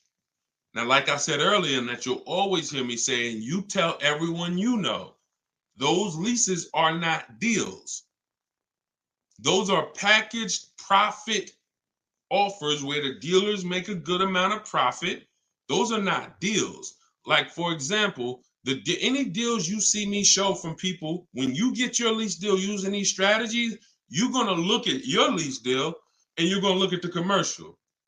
And you're going to be like, dang, this deal I got is like 3,000-4,000 less than that. That's a deal. Deals are not advertised to millions and millions of people. So when you go, so you've heard they limit you in mileage. You've heard you have to have a down payment. None of it is necessary. You choose your mileage on a lease. So if you drive 15,000 miles a year, you can get a 15,000 mile a year lease. Some of you heard about the gentleman I met when I was at Hyundai for 6 weeks. I was a manager. He was the first one that exposed me to a high mileage lease. Gentleman came in, he was returning his Hyundai with 75,000 miles on it, almost 75,000. I said, you lease this? He said, yeah, I do a high mileage lease. So I used to buy cars, and he explained it to me because he was a salesperson, not a car salesperson. That was his business. And he was like, I used to buy these cars and I would take out loans, and then I always had negative equity. So I'm like, wow. He said, now what I do is I pay like maybe $150 more, $175 more. I get a high mileage lease. I come back with 75,000 miles on the car, almost, and I get a new one every 3 years. I'm not losing all that money because high mileage drivers, y'all are losing a ton of money. Goes back to the depreciation curve. It looks like this for the average driver. This is how your vehicle's depreciating. High mileage drivers, 20,000 miles a year, it's like this. You're destroying your value. So after 3 years, the value of your car is here. You've destroyed it. So what you got to do is learn about leasing. So you got to learn about leasing so you can stop doing this. So you are going to shop your lease offers with only first month's payment total out of pocket. And you're going to now shop it with 12,000 miles a year. That's the average miles. That's how you get all your offers. You tell the dealers how, from now on, you are going to tell the dealers you talk to how to present the lease offer to you. You're not going to let them, you're not going to say, work me up a lease. Show me what a lease looks like on this car. You are going to say, work me. You're going to pick your car. We always build our car before we get our lease quotes. We like to go online, build it so we know what the equipment is that's in it. And when we decide that car is in the runnings, we're now presenting how we want the offer presented to us. First month payment total out of pocket, all taxes and fees in the payment. And then we're able to judge and see, is it 1%? Is it 1.25%? Is it over 1.5% when we get all those offers? So don't worry about down payment. What you were taught about down payment, then I have to have a down payment, throw that out the window. Throw that out the window. Can my young adult daughter lease with only 90 days on the job? She has great credit. It's a great question. There's no hard rule. There's no hard yes or no to this, y'all. Even with credit, it's very, because it's more about profile. So they're going to look at the profile they look at your profile, not just your score. Profile has, like she just said, how long I've been on the job, part of the profile. How long we've been at the address. What our bills look like. How, what our debt looks like. When they pull a credit, she had a lot of revolving debt, a lot of credit card debt, even though she got a high credit score. So these are all profile things. The job 90 days, that's going to be tough because it depends. Because listen, somebody can have a salary job. Somebody can have a letter from their job that says, hey, we've put them on a salary and they're going to make X amount per year. Even the type of job the bank looks at, having a 90-day job at a job that could be lost easily is different than having a 90-day job. Now, did she have a job before, or is this her first job? Because if she had continuous income, she might have a better shot. That's tough though, but I go for it. If my goal was to lease and I had a good credit score and I had income coming in and I could support the lease payment, I go for the lease. And I try not to go out of control. Don't bite off something like a $40,000 car. I'd be shopping for something that was under 30. I go for it. I wouldn't buy. And if she's got to buy, then I would buy something inexpensive just to build some more history, so that anyone who can't qualify for a lease, your goal should be setting yourself up for a lease. That should be the goal. I'm setting myself up for a lease. So that's what I can tell you. This is her first real job. Yeah, she might need a little more time. But again, and look, if she has to have a car today, that's different. Can she wait it out? Can she get 6 months on the job? Can she, before she needs a car? I go as long as possible. And again, if she doesn't need the car already, if she needs the car now, once again, I go for it. I will be shopping lease offers. I will look for something inexpensive where if I get a good deal on it, my lease payment's like three and change. That's what I would do. That's what I would do. All right. Yeah, somebody said the marketing emails I get from Mercedes always say $4,000 down. That's because don't believe marketing, y'all. Those are not deals. So that's what, never believe this. As long as you live, just remember this. Deals are not advertised. Deals are made in private. Managers don't want to make them. They're like, man, I didn't want to make that deal, but shoot, I mean, listen, at least we sold the car. That's a deal. They're never going to advertise all this stuff that I'm showing y'all. Look, you see when Kimberly saved 20 on a Maserati, Bonita, she leased a Kia Telluride 2022 when every dealer was charging $5-10 grand over sticker. She got hers for $600 a month. So these are deals the managers didn't feel good making. They didn't tell her, bring your friend, tell your friends, come back, I'll give them the same deal. No, they didn't want to.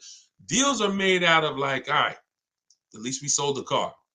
So the advertisements you see aren't deals.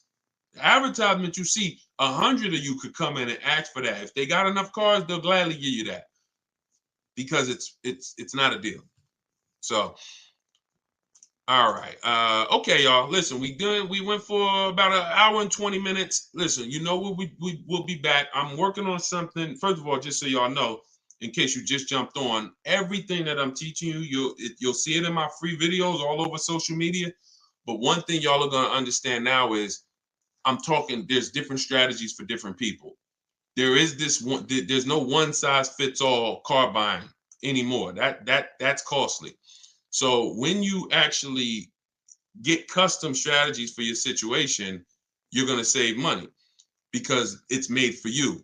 That's the reason why the social media videos are a little hard to navigate for you, because I'm talking to so many different types of people. Sometimes it's high mileage drivers. Sometimes it's people who want to lease. Sometimes it's people who are going to be buying a new car, people who are buying a used car, people who are paying cash. So you're trying to navigate all of these. If you want it step by step in one spot, that's what my new digital book, Car Shopping for People That Hate Car Shopping, is. It allows you to get all the information in one spot in a step-by-step way.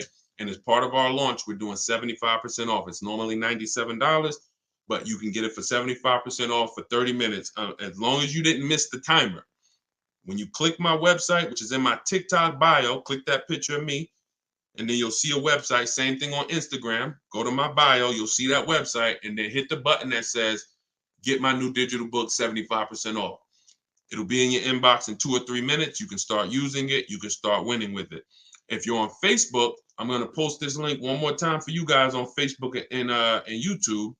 As long as you haven't missed the countdown, get your 75% off. Okay, let me know if y'all can see that. Oh, that went, okay. Yep, we just posted it to Facebook and YouTube. So we're working on something where by next week, we should have a spot where you can click and you can actually, you can actually see my calendar. So anytime I'm going to be live, because sometimes I'll come live at 7 p.m. Sometimes I'll come live at 12. Sometimes I'll come live at 3, 5 yesterday, So I want you to be able to see, all right, Deshaun's going to be live 2 days from now at 5. That works for me. I'm going to jump on so I can ask my question. What we try to do is get through as many questions as possible. So we're working on that. Hopefully, we'll be able to launch that next week so we can start to get it done.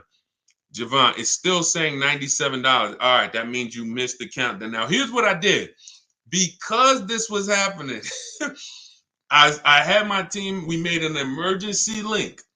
All right, here's the emergency link, Javon. Let me know if you can see it. If you missed the countdown, because I was feeling, at first I'm like, yo, you missed the countdown. It was 30 minutes. Once it's 30 minutes, it goes back to $97. Now that second one you're going to see is going to be 10 minutes. 10 minutes. That's it. So let me know if all of you guys are good. I want to make sure everybody got it. You guys good? Most people are able to catch the countdown, but every now and then somebody will click the website, then come back to the broadcast. That countdown's still running. Then you're like, okay, let me go get my book, and it's at 0 and it's back $97. So Tommy said, can't wait to read it and save money. Thanks. I can't wait. I can't wait to hear your success story. So we will be back with more lives. I appreciate y'all. Continue to tell your friends when you run into somebody and they say, man, I'm gonna be shopping for a car soon. Invite them to our broadcast. Invite them here so that we can make sure that they're armed with the information they need to go out here and win. I want you mastering buying from home, shopping from home. No one can take advantage of you when you are at your house. We don't spend more than 30 minutes in a car dealership. When you read the intro of my book, some of you who got it, you're going to see in that intro, I say, you should not be spending more than 30 minutes in a dealership if you use what you're about to learn here. And I walk you through it step by step. It's not a book you read and then you go get your car. By the time you get to step 7, that's delivery. So you should not even be, you're not going to be reading step 7 where I'm congratulating you, getting ready for delivery, and you haven't gotten your car. So it's a step-by-step book where every single step you take gets you closer to the car. All right. Same name on YouTube. Yes, Deshone the Auto Advisor. Yep. All right, y'all. So I'm going to jump off. Thank you so much, and I will see y'all in the next live, all right? God bless. Keep unlearning, keep relearning, all right? Take care.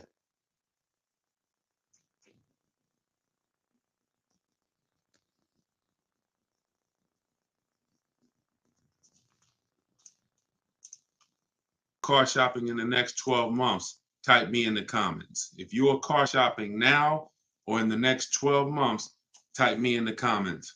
We're getting ready to talk about money. We're getting ready to talk about some big money you need to know, especially if you're getting a loan. Anybody who's car shopping with a loan, type an L. I want to talk to you about a strategy that you're going to use to put banks, credit unions, and dealers against each other. Okay? We're going to talk about that. Come on in and let me know where you're at. I like to know where my people are at as I'm talking to you. Let's do a quick roll call, and then we'll get ready for some serious Q&A. But I'm going to show y'all how to do this strategy. I call it the bank bidding war, where you're going to put banks, credit unions, and dealers against each other to find out who has the best rate. Okay? It's called the bank bidding war. So come on in. Let me see where we at today. We got Cali in the house. I see Colorado in the house, Pennsylvania, Georgia in the house. I see you. What's going on? I see you, New Jersey. I see you, Chicago. I see you, Jacksonville, Florida. Toronto, Canada is in the house. Good to see you. Come on in. I'm trying to see everybody. Florida, Georgia. I think I see a state, Connecticut, New York City, Boston. Great to see you. Let's go. Come on in. I see you. Let's go. Stay very active in the chat. If you ever been on a live with me, I like the dialogue. You got to stay close to the keyboard. Okay. So I want y'all to get your questions ready. Start typing them. Just start typing them. Start typing your questions. My new book, it's a digital book. It's called Car Shopping for People That Hate Car Shopping. It is officially out. So thank God we've been able to bring this book to you guys, been able to bring it to the world.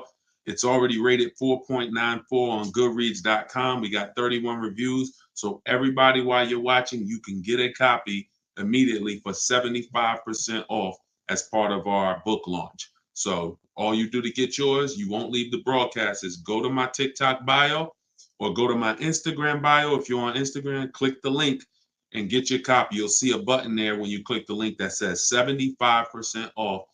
And if you're on YouTube or if you're on Facebook, scan the QR code or go to deshonesbook.com. Get your book 75% off as part of our book launch. All right. And make sure you review it.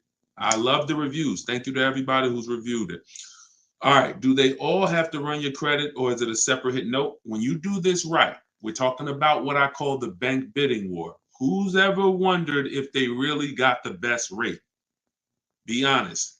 Who's ever wondered if you've ever got the best rate? Can y'all shoot the likes up on TikTok? Just keep tapping the screen. We already running the likes up.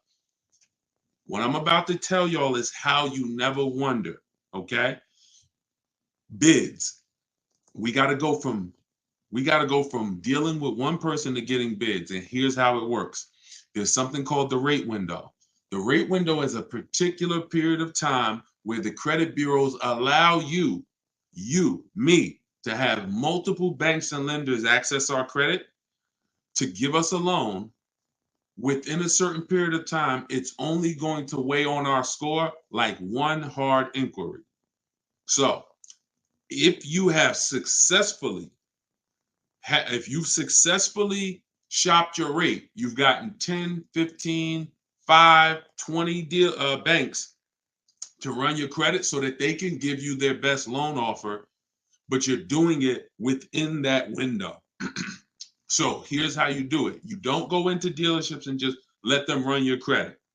What you do is you're going to go find your car, and once you find your car, you are going to lock up your car and you are going to then allow banks and credit unions to access your credit.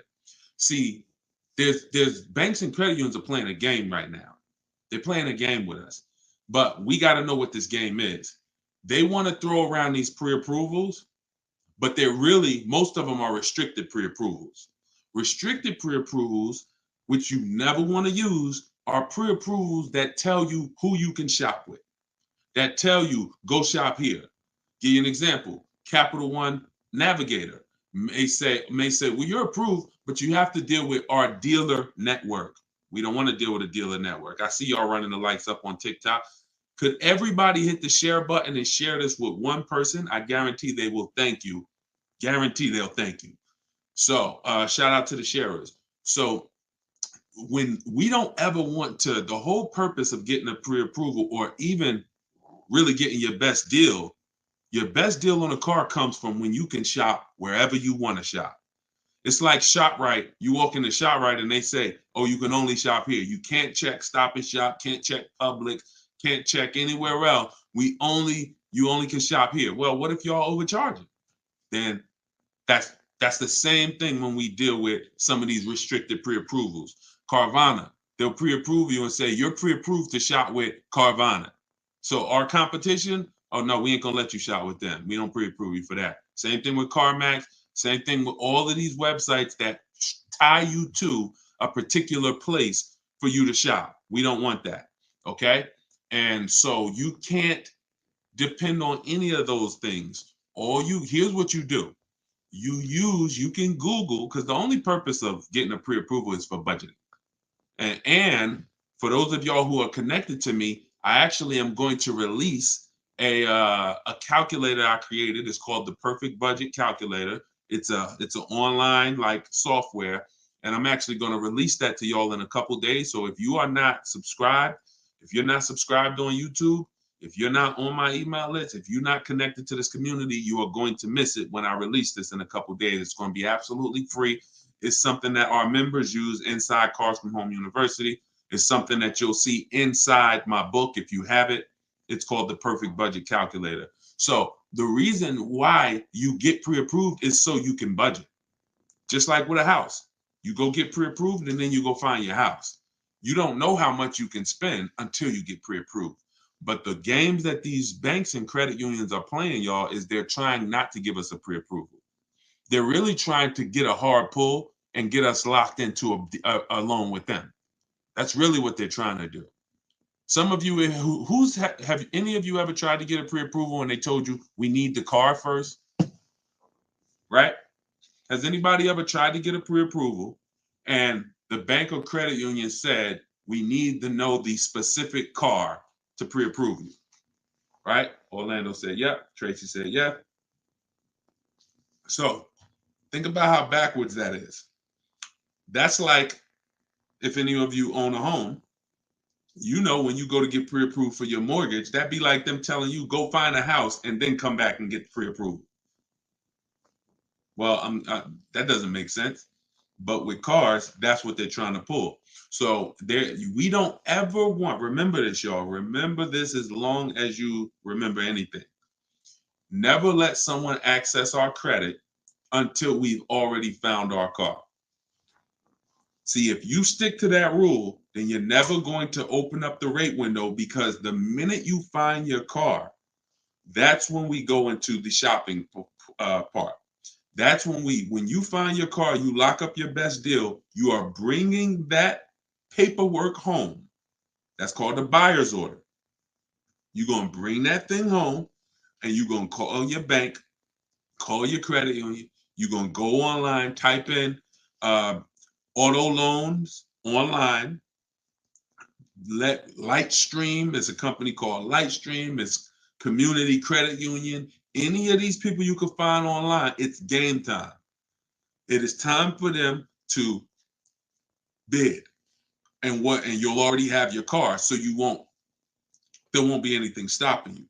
So you're going to let all the banks, credit unions that you know run your credit when you get home with your buyer's order, which means your car is already sitting there waiting at the dealership. This is very important, y'all. This is like baking a cake, but you don't put the frosting into the mix. You don't put the frosting in the cake mix. It comes at a certain state, at a certain step. The frosting is this step. If you do something in the wrong order, you mess it up. You must wait until after you get your deal. No one has touched your credit. I got my car. I'm going to take it home. I'll call y'all tomorrow, dealership, because I'm going to call my bank, my credit union, and I'm going to let some online, and I'm going to shop for my financing. And then I'll let you know, this is the part two, that a lot of you will sometimes skip. But don't skip this, because this is your money. After you get the deal, after you get your bank, your credit union, the online credit union's rate, now we are calling the dealership and we are saying to the finance manager, hey, Mr. Finance Manager, Mrs. Finance Manager, good news. So I got 6.29 from my bank, my credit union, from whoever gave it to you. But if you guys can beat it, I'll give you the business. This is how you win. Some of you may have heard dealers are not giving y'all the best prices because you don't want to give them your financing. Who's heard that? Now, some of them are scum. Some of them are scams. That's why we always have multiple options. But sometimes if you say to them, I will give you the opportunity to see if you could beat my bank. That is what you want. Dealerships got 10 banks, y'all, 7 banks, 15 banks. It's a whole different conversation when they're calling their banks to try to beat what you got versus how you may have dealt with them in the past. You probably went to them in the past and said, all right, just let me know what rate you could get. Now, when they talk to their banks, here's the question. What's the highest rate we could give them? That's what the question is for most people car shopping. The question that it's going to be now when you do this is, can we find a bank that can beat what they got? It's different when they're trying to beat what you have versus you just telling them, all right, let me know the best you could do. And what you'll find most times is these dealers have leverage. They can call a bank and say, look, I need you to give me 5.9. They already got 6.2 from their bank. I need 5.49. They can call and they give these banks millions of dollars in business. But when you do this, now you're going to leave with what I call price assurance. This is what you want. Who wants to guarantee that I paid less than everyone else? Don't you want to guarantee that when I make a car deal, I paid the lowest price for everything that I could have paid. Isn't that what we want? We want to guarantee I paid the lowest price for everything. That's what you do. You now get your own financing, get those offers. You give the dealer a chance to beat it. So you might think the dealer that the bank that wins your offer wins, but the dealer might call you and say, "Good news, I even beat that. I got you a half a point less." That'll save you money, depending on how much your loan is. That could be thousands. This is how you shop, and this is how you come home with your car and know, "Dag, I got the best price for the car. I got the best interest rate on the market, and it's no questions in my mind." That's how you do the bank bidding war. Okay? Must be done correctly. And at the end of that period, when that rate window closes, the effect on our credit score is the same as one hard inquiry. That is when you know you've done it correctly, but no one can access your credit before that. If you let them access your credit before that, you're lost because you've already started the clock ticking. All right. Jason said, "I got the program and going through it now. It makes car shopping easier, and you don't have to sit at the dealership." So Jason's in my program, Cars from Home University, where I have all videos and everything. Thank you, Jason. The same information that's in Cars from Home University is in my book, Car Shopping for People That Hate Car Shopping. So you can download your copy now, 75% off while we're on here. Anybody who wants their copy, use it. If you are in the market, use it. Get it at 75%. $97 is still a great value for the book because of how much money it's going to save you. But 75% off, that is even better. So go there, grab your copy. It's in my TikTok bio and my Instagram bio. You can go to deshonsbook.com or you can scan the QR code. Okay, can you talk about leasing and getting the best deal? I keep missing that part. Whenever it comes to leasing and getting the best deal on a lease, it comes through multiple offers. You have to show yourself how much the dealers are trying to make on you. The only way for you to see that is for you to look at multiple offers. You're going to see, here's when you know you've done it right. You pick out a car. If you get a price offer for that car, always get it with first month's payment only, out of pocket, no down payment. First month's payment out of pocket, 12,000 miles per year. You can switch this later.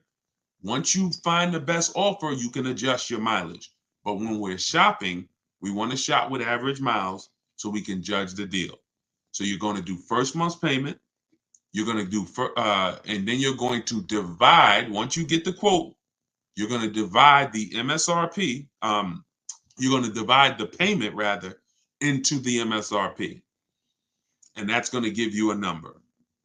So if you divide, for instance, 500 is the payment, the MSRP, let's say, is $40,000.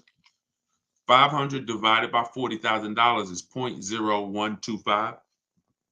Excuse me. The lower that number, the better. If it's 1%, it's a steal.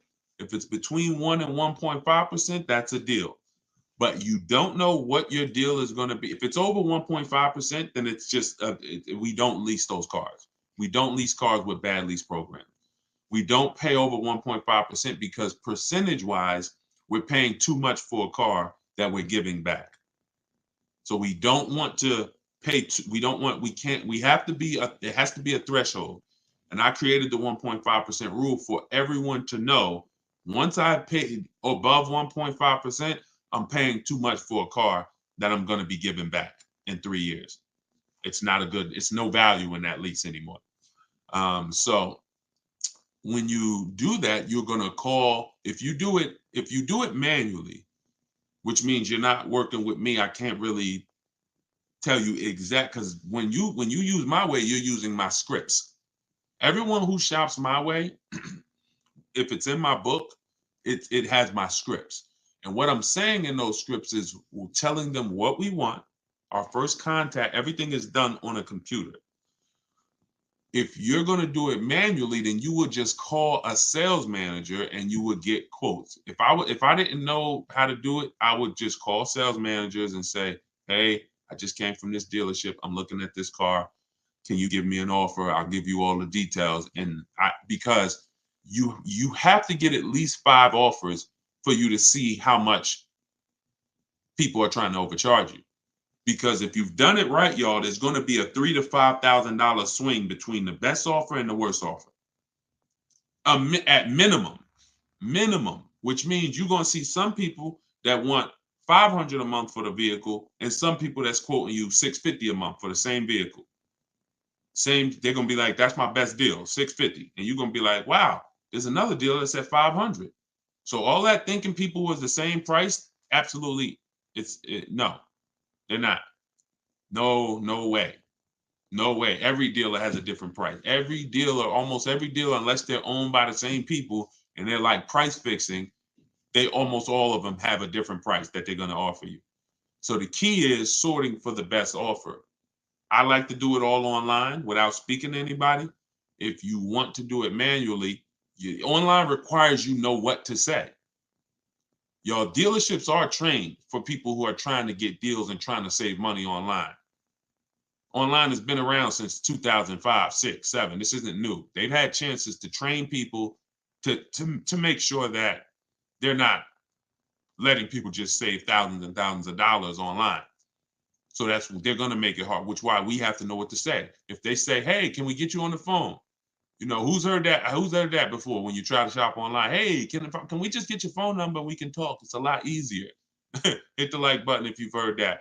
Or what about, as soon as you get on the phone with a dealership, y'all, what's the first question that they ask when they find out you're interested in a car? What's the first thing that they're going to ask you? Let's see. We got hundreds of people on here from every platform. What is the first question? Let me see how common and predictable this is. What does the dealership, from the moment you get on the phone with them, what are they asking you? Okay, I see. What's your credit score? Yep, they're gonna, yep. But I'm looking for come in. Exactly. Exactly. When can you come in? When can you come in? So we got to know what to say. We got to know. I have a response for all of that. Your response for that would be, hey, I'm actually doing all my shopping from home. I'm talking to a couple of local dealers to make sure I get the best offer. And then you always end with a question. Do you have what I'm looking for?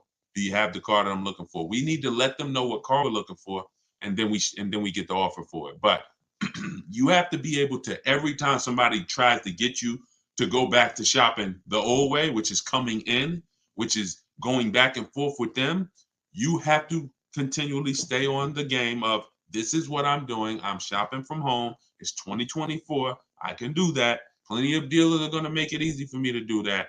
And that's what I'm doing. And, and then you'll reveal. You'll see things about most dealers that are going to be like, wow, they're out of control. But you're also going to see the 20% of dealers who are the people you want to do business with. Honest people. They win. They don't mind competing. They don't mind beating their competition with a better price. This is who we deal with. Let's see. I'm not a car person. I like buying cars that'll last 10 years. Yeah, I mean, that's a good thing. That's a great thing. I told y'all on the earlier hour when we talked, if you're buying a car, it should be long term. Nobody should be buying a car for a short term. You just shouldn't be doing it. You're losing too much money in depreciation, and you're not getting that value back. You pay 15, 20 grand for a car, you're trying to get out of it in 3 years, 4 years. God forbid you pay more, 30 grand, 40 grand. You're not getting that. All that money you're paying, you're losing. You notice how you're never happy when they tell you what your car is worth? You're never happy. When the dealer says, look, yeah, well, your car's worth about 19. That's it? That's all. Man, are you kidding me? Why? Because you put all this money into the car and you're trying to get some back now. You know that car was 40 grand. You know you've been paying on it for years. You know all of this. So the reason why this is happening is because you don't understand leasing in the short term. But anytime you're purchasing, it should be long term. 8, 10 years. It's the only way you're going to make the money back. It's the only way somebody who's leasing is not killing you. Because people who are leasing, getting great lease deals, they're paying pennies for the cars that we drive. We're paying hundreds of dollars less than somebody who's buying every month. What's a good affordable car to buy less than 20 grand? This really depends. It depends on what you're going to need. First thing you got to assess is, what are your needs? Because the biggest thing you pay for is size. You pay for size. So the bigger the car you need, here's what y'all remember if money starts to get tight. If y'all are ever looking at a car and money's tight, I remember when I was at Mercedes, somebody would walk into the dealership, they're looking at an SUV, 3 rows, and they're like, oh, I got a big family. I got all these kids, I need the room, right? So then we start looking at the price and we see that the vehicle is out of their price range. And, even the best deal is still out of their price range. Now they go to make a decision and they're like, well, what about the smaller Mercedes truck? And they want to look at the one with 2 rows now. Now, the reason I stop them is because they're about to get a car that takes care of their wants, but not their needs. You told me you had 3 kids, you need 3 rows? Yeah, I really do, man. So 2 rows wouldn't work for you. So don't look at 2 rows. See, when we are getting cars, we can't take out stuff that is a need. And the biggest need is size. So you got to make sure. So I always tell you, get the smallest car you can buy. Because when you don't need a big car, you can save money by getting a small car. A Hyundai Elantra is less expensive than a Hyundai Sonata. Why? Because it's smaller. So the big SUVs, you could get a big, huge SUV, no leather, no nothing, no features, base engine. It's still going to be more than a maybe decked out version of a car. Why? Because it's bigger. So if you're building, don't go crazy with size. If you're rebuilding credit, don't go crazy with size. If budget is tight, get the smallest you can. Then you go to amenities. Go to amenities next. Leather. Do I need leather? Do I need all of these features? Do I need it to have all of this technology in it? You're paying for that. So so Alicia, you're asking what's the best way to get the best car under 20 grand? It depends on what car you need. If you tell me, Deshone, I need point A to point B transportation, well, there's a lot of cars you could get under 20 grand. If you tell me, Deshone, I need point A to point B transportation, but I need a 3-row SUV, well, now there's a few cars under 20 grand. If you tell me, Deshone, I need a big car with a big SUV and it has to have leather and it has to be all of this under 20 grand, then that's fewer cars. And then the other categories are, besides size and amenities, we pay for power, we pay for class, and we pay for exclusivity. So if you say, Deshone, I need a big SUV and I want all the leather and all the features and I want the big engine in it, the 400, 500 horsepower engine, and I want to fund it. Well, there's even fewer options because you're not able to. You're building up everything that you pay for in a car. You checking everything. I want everything. So you got to know where to sacrifice. Some people, class is going to be your sacrifice. Watch this, Deshone. I can do a big SUV, but I want a Mercedes, or hey, I want a Lexus. That's different than Chevy. You could get a big SUV with leather, Chevrolet. That same SUV, same size with Mercedes is more money. Class. So you got to know what to take out. Last thing is exclusivity. I want a car nobody else has. You get taxed for that. You're going to pay a lot of money for that. I want the Hellcat, the Demon, whatever it is, whatever that, I'm getting this vehicle, nobody has it, you pay for that. So when it's time, when you're searching, Alicia, you got to say to yourself, what are my needs? And then what are my wants? If my wants might be leather and all that. My needs is I need an SUV.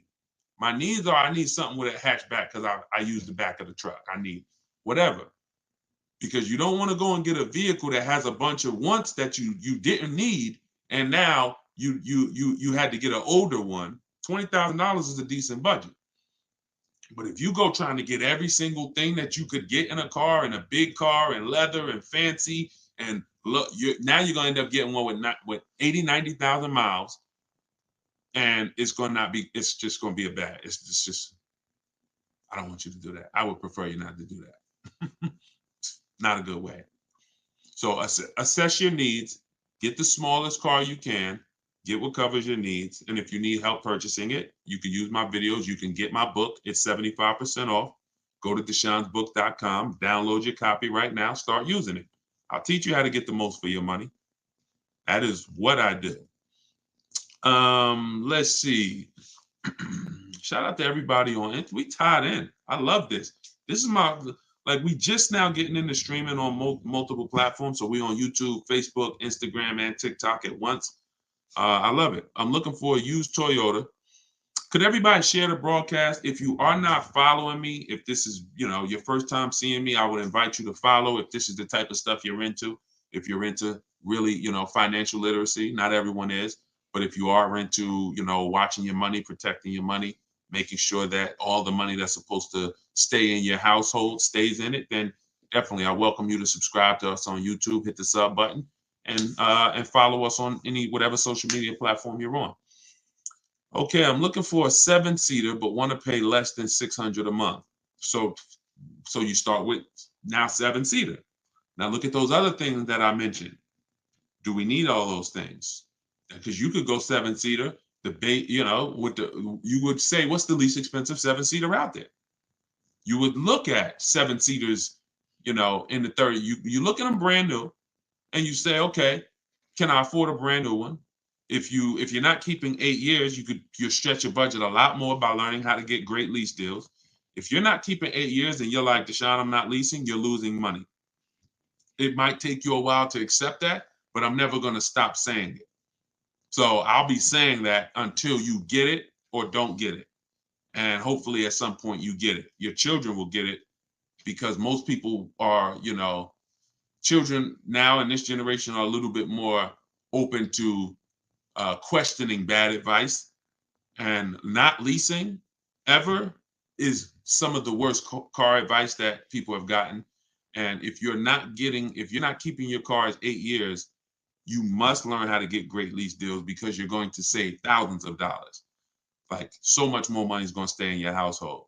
So what you would do is you need to decide whether you're going to lease or buy. That's always the first. My book is called 7 Steps to Saving Time, Money, and Avoiding Dealerships. Car shopping, for people that hate car shopping, 7 steps to saving time, money, and avoiding dealerships. What's step 1, y'all? Step 1 is lease or buy. Because lease or buy is the foundation of our car deal. If you see this young lady here on that I'm showing on you can't see her on TikTok, but all other platforms you can see her. You can see she got a 54,000. Her name is Taupe. She's in our Cars from Home University group. We share all our car deals all around the country. She got a BMW i4 eDrive. It's a $54,000 vehicle, $54,750. Her best lease price on it was $690 a month. So y'all are aware, that same vehicle, if she purchased it with no money down, just like she did this, no money down. We're not talking about putting money down. That's a whole different. When you don't put money down, it's easy for you to judge your deals. Stop putting money. When you learn from me, you're going to stop judging your deals with money down, because the money down doesn't matter. It doesn't affect the deal. So to purchase this same exact vehicle that Taupe got, $54,000, that's an $1,100 a month car payment. Every $5,000, if y'all remember, is $100 a month. Every $5,000 you borrow. So if you're looking at a car that's $5,000, figure that's $100 a month for 5 years. If you're looking at a car that's $10,000, $200 a month for 5 years. $20,000, $400 a month for 5 years. Remember that rule. Every $5,000 is $100 a month. So for a $54,000 vehicle, her payment would be $1,100 a month. Yet she's leaving with a $690 payment. You see how hard it is for her to get in trouble? So this is why If she had chose to purchase, let's just say she's working with me, she's reading my stuff, she's learning from me, and she said, Deshone, I'm not keeping my car, but I'm going to purchase. I know I'm not keeping the 8-year rule, but I'm not going to keep, but I'm going to purchase. Even if I helped her and showed her how to save thousands of dollars off this car, thank you, Evan, that is still going to be $1,000 a month, $1,100 a month with no money down. It doesn't matter. Like she can go from 1,000 to, oh, we saved $5,000 off the price of the car. Now you can go from 1,100 to 1,000. Doesn't matter. Now, if I was purchasing this car and I saved $5,000, okay, that's my best offer. That's good. But the reason why leasing versus buying must be the first step is because it's the foundation of affordability. $690 is the best lease price she got. The best purchase price will be nowhere near that.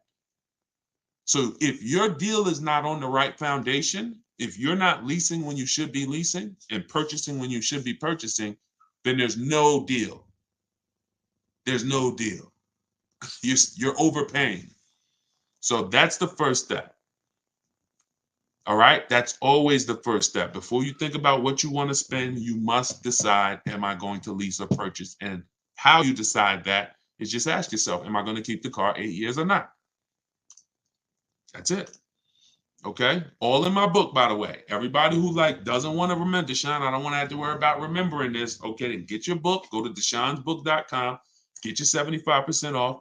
Let me know, make sure the price is showing 75% off, not the normal $97 price. You can scan the QR code. You could go to my Instagram bio, click that website. You can go to my TikTok bio, click that website, and you can download your copy if you want all the information in one spot. Soder said, can you do a simulation of how you would lease a Mazda CX-90? Well, I would figure out what I want. I'm going to check the car first. I'm going to check the car, go to Google. I'm assuming you're talking about, well, if he's leasing, he is talking about a new one because you could only lease a new car. Okay. The link, Evan, is in my TikTok bio. It's in my TikTok bio. So I'm going to, hold on one second. Hold on. Let me get back on TikTok. Okay. So when we're leasing, if we don't have any other cars to sell, we don't have a lease that's coming due. If you have a lease that's coming due, we got to check our equity. But let's say we don't. Let's just say we want to lease a fresh car. We're going to check the car, check the initial quality, make sure it's not a bad car. There are some new cars out here that are horrible cars. So we're going to go to Google. And when we go to Google, we're going to type in the name of the car, and we're going to type in initial quality. As y'all come on to TikTok, could y'all just light up the lights, keep tapping the screen? I appreciate y'all running the lights up. Because y'all, again, we don't want to do little stuff that ruins our deal. Like I said earlier, if you save a lot of money on a purchase, but you didn't lease, had you leased, you would have saved $300 more a month. Then that wasn't a good deal. You messed up. Same thing if I get a great deal on a lease, but my car is always in the shop. Every 90 days, it's a problem with this car. What's up with it?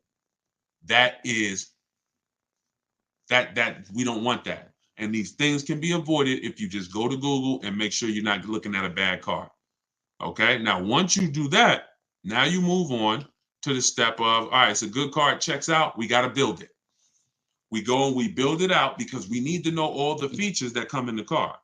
Sometimes some of y'all actually want a feature that you don't know is available in the car because you didn't go build it. But you got to go build it so that you can decide what you want in it, what you need. Wants versus needs are very important. Needs might be, I need the navigation. Wants might be, I want the big sunroof. I'm good with a regular sunroof too, but I want the big one. I could take the big one. Here's why this is important. When we reach out to dealers, now we're talking to them and we're letting them know what we can. We want dealers looking and saying, do I have any vehicles that match this? Okay, he's looking at a 2024 Mazda CX-5. He said, always give him all your color choices. He said he's open to black, white, or gray. Perfect. He said he wants this trim level, sport. And he said, okay, I must have the navigation. I'm good with a sunroof or I'm good with panorama sunroof. It doesn't matter. This is why this is important. When they hang up, when they look at that on the computer, they go and they look in their inventory and they see what they have and they're looking for a match. If you only gave them 2 limited options, if you only didn't pick out, now they like, hey, well, do you want the sunroof? Do you need the sunroof? So we got to give them everything we want. That's why we build that car out. And once we give them everything we want, we do this online. We literally, in my book, it's $24 at 75% off. You go download your copy, you'll see this is how I do it. I like to send you to the website because you don't have to talk to anybody. Who wants to save money without talking to anybody? Type a $ in the comment box. If you want to save money without talking to anybody, if you want to be able to say, man, I'm saving thousands of dollars, and who's a bad negotiator? Type bad in the comments. Be honest. If you consider yourself, if you be honest and say, I'm a bad negotiator, type me or type bad. This will work for you because you don't have to talk to anybody. Even if you're going to do what I said earlier, if you're not going to use the book, if you're not going to get the book and use it, then you can call sales managers. That's going to take a little bit more time, and you got to remember what you want, and then you got to be telling them all the information they're going to need. They're going to need to know where you work at because they can't give you the rebates. They don't know if you qualify for any rebates until after they know where you work. They don't know whether you qualify for any rebate until until they know what cars we have in our household. Like I got an Infinity truck. Sometimes they'll give a rebate because you have a competitor brand. You get $1,000, $1,500, whatever it is. So everything, I have this template where you just fill this in. So when you're shopping for a lease or a new car, it has everything that you need there. This is what a dealer must know in order to give us an offer. Okay, could y'all keep lighting up the likes on TikTok, tapping the screen? I appreciate it. I see the likes going up, and I appreciate it. We letting them know, letting TikTok know we changing lives here. We want to set people free financially, but that's what's necessary. Like I'm letting them know what I want, and then I'm doing it with multiple dealers. In the book, I teach you something called the 25-to-5 strategy. That's something y'all going to hear me talk about a lot. That's where we connect with 25 dealers to get 5 offers. 25 dealers to get 5 offers. And what you love about doing it this way, you don't really hear, oh, we don't have that color, or we don't have that. See, when you're talking to 1 dealer or 2 dealers, you're going to hear that. You're visiting 1 dealer or 2 dealers, oh, we don't really have that color. No, we don't have the car exactly like you want it, right? Who's heard that? And then they'll tell you, oh, well, the supply is limited. And they'll tell you, hold on 1 second, y'all. So they'll tell you that inventory is limited.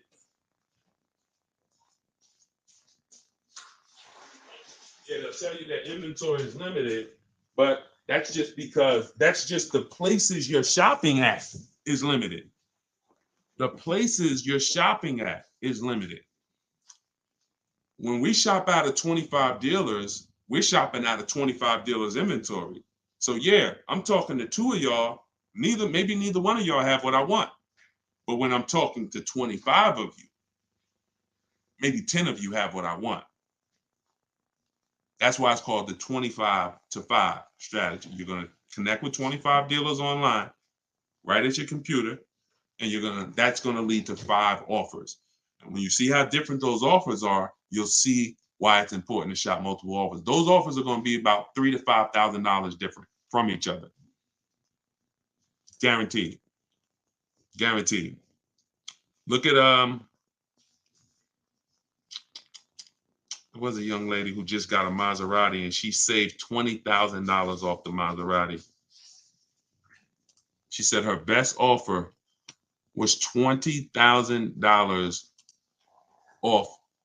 Matter of fact, if y'all need to see that, just type Maserati. If y'all don't believe me, if you believe me, then we ain't got to do it. But if y'all want to see that, then I'll show y'all. She just got a Maserati 2 weeks ago. So imagine if she didn't shop multiple offers, she might have had one dealer taking off $3,000, thinking, oh, that seems like a good deal. Another dealer taking off $5,000. Oh, that seems like a good deal. You shop multiple offers and then you see where the bottom is. Oh, wait, hold on.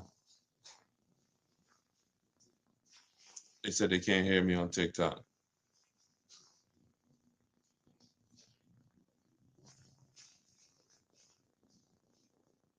Can y'all hear me now?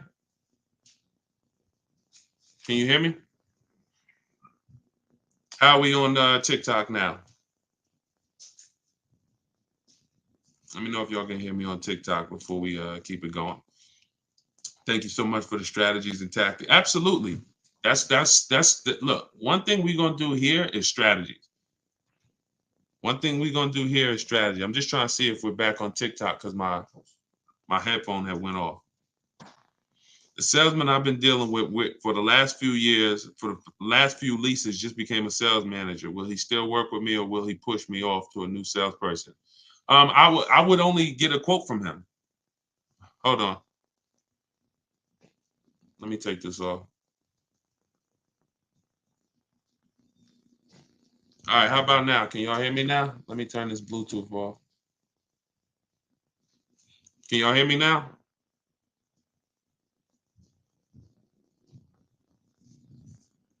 Oh, it connected to my wife's headphones. All right, thank you.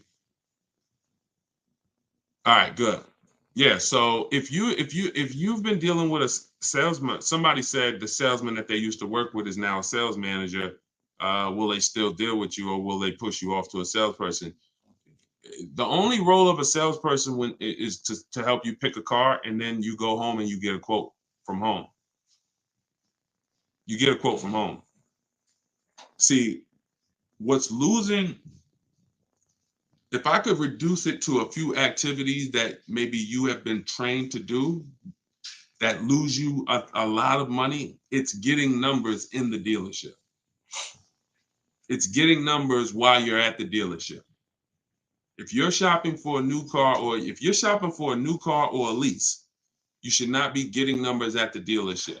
If you're shopping for a used car, you should not be getting numbers at the dealership. All of this should be done at home, where you're in control, where you can get multiple offers. So if you go and you test drive that car, go test drive it. You could test drive it where you could call him if he used to be a salesperson, but you're only there for a test drive. You're only there to decide what you want. You're not there to buy what you want. I think you got to get that. When you are shopping for a new car, type the gems, type the diamonds, type the light emoji, because this is a gem that you can't forget. When you are there shopping for a lease or a new car, you are in the dealership to decide what you want. You are not in the dealership to buy what you want. Y'all get that? So once you've decided that you like something, now you're coming home and you're getting offers. That's how you stay in control. That's how you save money. That's the new way to car shop. Purchasing from home, getting offers from home, where you're in control, not sitting at a salesman's desk where they can give you a price and then you don't know where they're starting at. You don't know where the first price they gave you, you don't know if it was a good price. So, the salesman can say, all right, it's $700 a month. And you're like, oh, wait a minute. Or, and then next thing you know, they get you down to 600 and you think that was a deal. Well, maybe they should have started at 600 and they were supposed to come down to 5, but they started at 7 and they came down to 6. You cannot, there's no way for you to know this, especially with leases, But with any car, you should be doing, y'all are going to save more money than you've ever saved, easier shopping from home. I'm looking to lease, but I put 15,000 miles a year. That's nothing. 15,000 miles a year is slightly above average. Perfect. 25,000 miles a year wouldn't matter, because leasing isn't based on how much you're driving. I spoke about that on an earlier hour we did, where I was talking about how cars depreciate whether you buy them or lease them. You park a car outside, if it's worth $20,000 today, you go back a year later. You don't have to drive it 1 mile. Just go back a year later. Is that car worth $20,000 still? No, it's not. That's depreciation. That means you lost money. That means you lost value. That's real money. If you had a car that was worth 20 and then next year it's worth 17, you lost $3,000. That's facts. Doesn't matter whether you lease it or buy it. You pay for the usage of a car. Now, here's another kick. Let's say that same car that you got outside, you go and you drive it around this country. You put 10,000 miles on it a month, and you come back, and in a year, you got 120,000 miles on the car. It's worth even less now, right? Car is probably, if it was worth 20,000, maybe it's worth 8,000 now, right? But you own it. See, these are the people who say, "Oh, I like to drive as much as I want to drive. I don't want to pay for the mileage, so that's why I buy my cars." Never a reason to buy, because you lease. You're literally paying for the car. You're paying for the usage, whether you lease or buy. Here is the key: depreciation. What you're trying to avoid when you lease is taking all the depreciation hits that the owner takes when they buy a car. You lose 20% the first year, 15% the second year, 12%, 12%, 10%. You're losing value every year. Now, there comes a point in time, if those of you who keep cars a long time, where you go from losing 10%, you go from losing these high percentages every year to the point where if you keep your car long enough, you might only lose 5% a year. You might literally, the longer you keep a car, the less it depreciates later. But you have to get to the later. If you trade out of that car before you get to the later, you've lost. Because all that depreciation you just took, now you just replace the car and you go start over again. Don't do that. Trust me when I tell y'all. The more you understand leasing, and my entire step one is about leasing versus buying. In the book, everything I teach, get your book for 75% off. Make sure you get your 75% off, but you'll see step one is all about leasing versus buying, because that's the most important part of going into a car transaction. Oh man, good to see you, Texas. How many years is later? How many years is later? Remind me what we were talking about. I know I was talking about doing something later, or a long time ownership later. I don't know. Remind me what I was talking about. If you owe on the car what the car is worth, should you trade it in and lease? So that's a great question. If you could get out and break even and you're not keeping that car 8 years, then I would get out of it immediately, because there's no benefit to me staying in it. The money that I'm going to pay for a great lease, as long as you know how to get a great lease deal, don't go from a daggone finance to either a regular lease deal or a bad lease deal. You don't want to do that. But once, there's no benefit to me staying in a car that I'm not keeping. I could drive a lot better vehicle transitioning to a lease now, because the vehicle is going to be brand new, and I'm going to have a better vehicle for my money. The money's going to be better. Whatever I'm paying for this used car or this car that I'm driving, it's going to be better when I lease. It's just going to be better. Again, the only people who should own are people who are planning to pay off their cars, or people who are planning to keep their cars for a very long time, 10 years. That's who should be owning. And the people who are owning, who are thinking about keeping cars for a long time, you ain't thinking about replacing that car. You ain't thinking about when to replace it. You ain't thinking about, should I replace it? You thinking about, okay, I'm gonna pay this thing off, and then this is my car. So if you are thinking about, should I trade this car in and lease now, it's probably because you're a lease person. You're not keeping your cars 8 years, and you should be leasing anyway. So in that case, there's no benefit to you waiting. There's just no benefit to you waiting unless you have negative equity. In the book, I talk about negative equity. Some of you, you're going to have too much negative equity. You're not going to be able to transition to a lease yet. You're going to have to pay down some of the negative equity. I've had me a car 14 years now. I'm looking for a new one. There you go. Listen, definitely, that's how you get your money out of a car. 14 years, great money out of a car. You know, I don't know if you're going to do that again. If that's your goal again, if it is, then you purchase. Then you purchase. Oh, somebody going to comment Maserati. Want to see that Maserati deal? Hold on. Let me get it.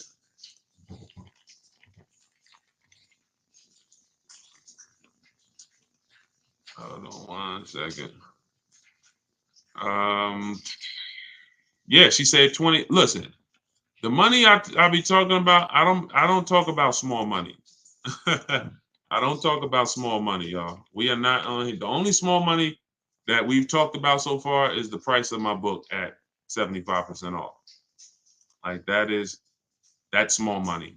It was actually inexpensive to begin with. I wasn't gonna make the book super expensive to begin with, but at 75% off, to download your copy now of my new book, Car Shopping for People That Hate Car Shopping, get it for 75% off now. Go to my TikTok bio. You're not going to leave the broadcast, so you won't get kicked out. Go to my TikTok bio or go to my Instagram bio, click the picture of me, and you'll see a website there. When you click that website, you'll be able to get yours for 75% off. And you'll have everything that I teach in one spot so that you can use this stuff. Thank you, Paul. And so that you can see how much money you're going to save when you just start shopping different and when you know where the hidden money is in your car deals. All right, so this was March 3rd. Hold on, I had to download Kimberly's picture. So check this out. Yeah, you guys can't see it on TikTok, but I'm showing a picture on YouTube, on Facebook, and on Instagram. This is Kimberly. Kimberly on March 3rd, not even 2 weeks ago. She picked up her Maserati. She's in our Cars from Home University. We have a video library. So we have everything I teach is available in two forms. One is the book. It's a book. It's a digital book. And then we have a video library. Now, inside the book, I link you to some of the videos in the video library. So there's probably 5 times throughout the book where I say, here, click here to watch this video where I explain it. So these are, 3-minute, 5-minute videos. So this is what she posted. She got her Maserati. Her MSRP was $91,700. Her payment's $944 a month, which is crazy. That's a $1,800 car payment. $91,000, an $1,800 car payment on a 5-year loan, maybe 16 on a 6-year loan. Oh, it's crazy. She's paying $944. And where is let me see, where is she said I got offers. Look, 7 competitive offers. This is why it's important. This is what I was telling y'all about these multiple offers. Why does it always kick me out of Instagram? That's so weird. I always get kicked out of Instagram. I don't know if Instagram has a time limit or something. I got to see why that always happens. All right, so you can see that her offers were from 1% to 1.8%. And oh no, I know what it is. Hold on, I got to go to her other post. It was her other post where she posted the actual deal sheet. Hold on, watch this. There we go. No, it wasn't her post when she picked up the car. Here it is.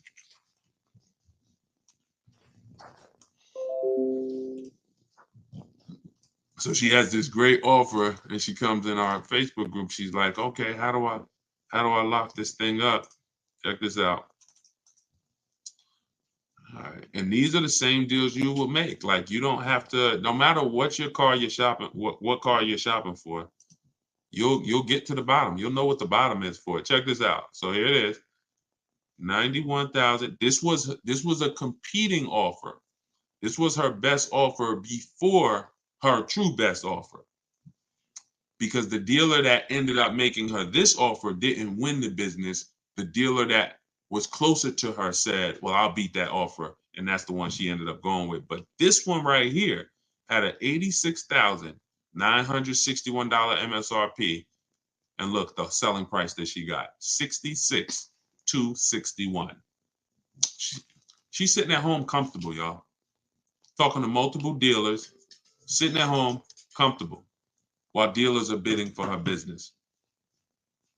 She's sitting up here. She said there are people that were the same time Kimberly was out here shopping for that Maserati. There's other people all around the country who are shopping for that same Maserati, and they're literally in the dealership trying to, hey, come on, man. Can you take off a couple more dollars? Come on, man. Yo, I'm already taking off 5,000 for you. Come on, man. Can you do, come on. So what if you do 7? Can we do 7? Can we do 10? Meanwhile, Kimberly's saving 20 grand while she's at home. Why? Because you have leverage. She's in control. When you use what's in my book, when you use what you're going to learn from watching my videos, you will see I want you shopping with leverage and control where you can see all these offers while you sit at home and they're bidding for your business. It's hard to make a mistake when you're sitting at home in your living room. It's hard to make a bad choice. It's hard to say the wrong thing when you're not talking to anybody.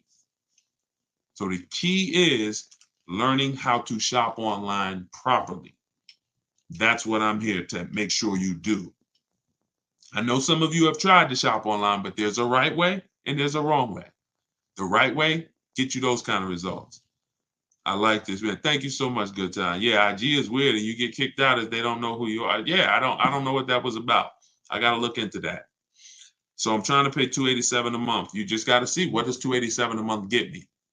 $287 a month is probably about a $13,000 loan for 5 years. Maybe about a $14,000, $15,000 loan for 6 years. Maybe about a 15,000 depending on interest rate. So the question always, it's not just what we want to pay. What can we get for what we want to pay? We got to explore it. And you need to know whether you're leasing or purchasing. That continues to be skipped. That's step one. And this answer is, are you keeping the next car 8 years or not? If you call me and said, Deshone, I'm car shopping, man, I would love your help. I want to do things the way you say do it. What's my first step? How long you keeping the car? How many years? I'm gonna keep it for about 5. All right, we leasing. Okay, perfect. What's our next step? And so on and so forth. You must have the first step handled. Leasing versus buying is step 1. It's not step 3. It's not step 2. It's step 1. If you go off the purchase and you should be leasing, you're done. You lose. Don't matter how much money you save, you lose. Because you're losing, you lose. So you must know that. It's the car I want. I'm willing to keep it. Great. So then we go and we get do you have a car to sell? Step 2 in the book, equity assessment. This is where we have to take, who's traded a car in before? Type T if you've traded a car in before. If you've traded a car in before, type T. Trade it. All right. A lot of you have. I'm going to tell you something that may be shocking, right? But it's absolutely a fact. You learning from me, if you use what I'm telling you, you'll probably never trade a car in again. Deshone, what do you mean? We never trade cars in? I'm going to tell you why. We use a bidding system. We don't trade our cars, we sell them. We sell them to cash buyers who can look at the car and write a check immediately. These are our Carvanas of the world. These are our Driveways. These are our CarMaxes. These are our Auto Nations. These are Kelly's Blue Book Instant Cash Offer. This is the equity assessment. A lot of times we're losing money in so many places. It's like money leaking out of our car deals in so many places. This is another one of them. We are not trading our car in because, let me ask you a question. When have you ever got the most something was worth trading it? When have you ever, we've never traded anything and gotten the most it was worth, right? We literally, if I sit here and I say, hey, I'll trade you this phone for your bike, one of us is taking a loss. I'm either not getting the max that I could get for this phone, or you not getting the max you could get for the bike. See, so trading in our system, which is a bidding system, we get bids from buyers. When we're ready to buy our new car, we get bids from dealerships. The chances of a dealership winning the bid because they're going to sell us the car we want lower than every other dealership, and winning the bid to buy our old car is almost impossible. It's almost impossible. So you're going to not just beat every dealership that's selling the same product as you, but you're also going to beat all the online buyers that are trying to buy cars, the Carvanas, the people I just mentioned. You're beating them too? Oh, you're going to be out of business soon. They can't burn the candle from both ends. So what we do, this is called timing our transaction. We're going to sell to the highest bidder. We're going to buy from the lowest bidder. So what we've had many times is we've had people who go pick up their brand new car from the dealer who won the bid. And then after that, they go drop off their old car at CarMax and get their check. Or they do the old car first and then go pick up the new car. Because they're giving me $2,000 or $3,000 more than a dealer would have given me on trade. I'm going to go get my $3,000 more here, and then I'll come and I'll buy the car from you. This is how we maximize the transactions, y'all. This is how we make sure at the end of the transaction, we haven't left any money out of it. We have to get bids for every part of it. We talked earlier in the broadcast about getting bids from banks. If you just missed it, if you just hopped on, you missed me talking about the bank bidding war, the process that the credit bureaus allow us to shop our rates within a 45-day period, an unlimited amount of times, and at the end of that period, it only weighs on our score like one hard inquiry. This is, y'all got to use this. Until you use this, you ain't seeing the real money. Until you actually use what I'm telling y'all, you haven't seen the real money yet. You haven't seen the real money in the car deal. You haven't seen how overpriced some dealers are. So you have to use this in order to see how much money is in these processes. But that's how much you're giving to banks by not shopping them, by just saying, oh, that's my bank. I'm going to go with my credit union. And then not shopping them, not giving them an offer, not letting someone else get a chance to bid against them. That's a mistake. You're not my friend. Listen, ladies, gentlemen, these banks aren't our friends. These banks wouldn't do business with us if they didn't make money on us. They're not our friend. Oh, I've been banking there for years. They love me. They don't love you. They love the money they make on us. So we have to be as diligent as they are. I'm going to see if you're giving me you're giving me 6.29. Let me see who can beat it. All right, I'm glad. Yeah, I've been doing business with y'all. I love y'all. But if somebody else could give me a rate that's half a point less than you, or a point less than you, or 2 points, then I will be giving them that business. Why would I pay you an extra $1,000 in interest? No. So we get bids for everything. And that's how we guarantee that we save the money we're saving. That's how we're able to do this. Can't lose when you're getting bids. We commit to them, but they don't commit to us. Oh, absolutely. Well said. Absolutely. They don't commit to us. They are committed to, they don't even want us shopping their competition.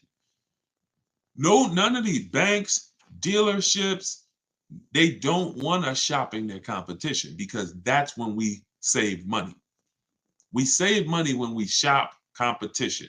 and we save it easier. Shopping competition is the easiest way to save when you're doing it right, like I'm telling you to do it. It's the easiest way to save. You forget negotiating, forget, oh, take off another 1,000, take off, no.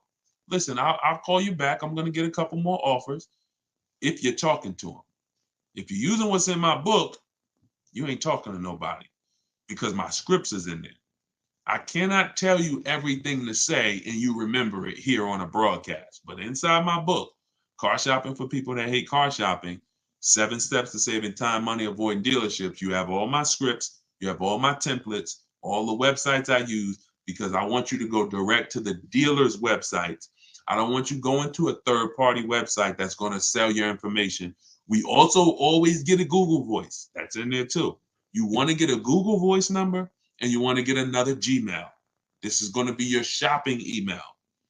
Deshaun, we're going to have a shopping email. You're going to get a shopping email because when you see how we contact dealers and how we look at our deals, you're going to see we can't have all of these dealers in our personal inbox. Now we looking through our daggone work emails and then our personal emails, and now we got some car emails in here, and no, it's a mess. We can't win like that.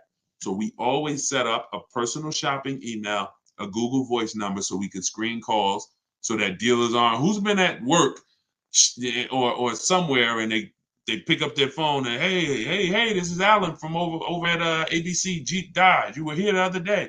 I'm just calling to check in. I can't really talk right now. You know, we don't get those calls. When you set up a Google Voice, I don't want no secret calls, no pop-up calls from car salesmen. We are here to shop online, and we are here to shop online by not saying anything. The more we say, the less we save. Remember that. We're gonna brand that one. Okay? The more we say, the less we save. Doesn't matter what time of the month you shop. No, I talked earlier about the 2 dates. Inside the book and you know, on my videos, you'll hear me talk about the 2 dates. 2 most important dates you must know when you're shopping for a car is what's my as soon as date. That's the date I can make a deal.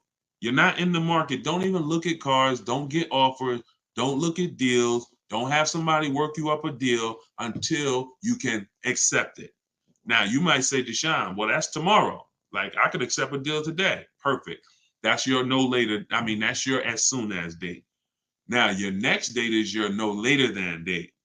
That's the deadline. That's like, Deshaun, I go back to work on, June 1st. I got to have a car by May 31st. Perfect. That's your no later than date.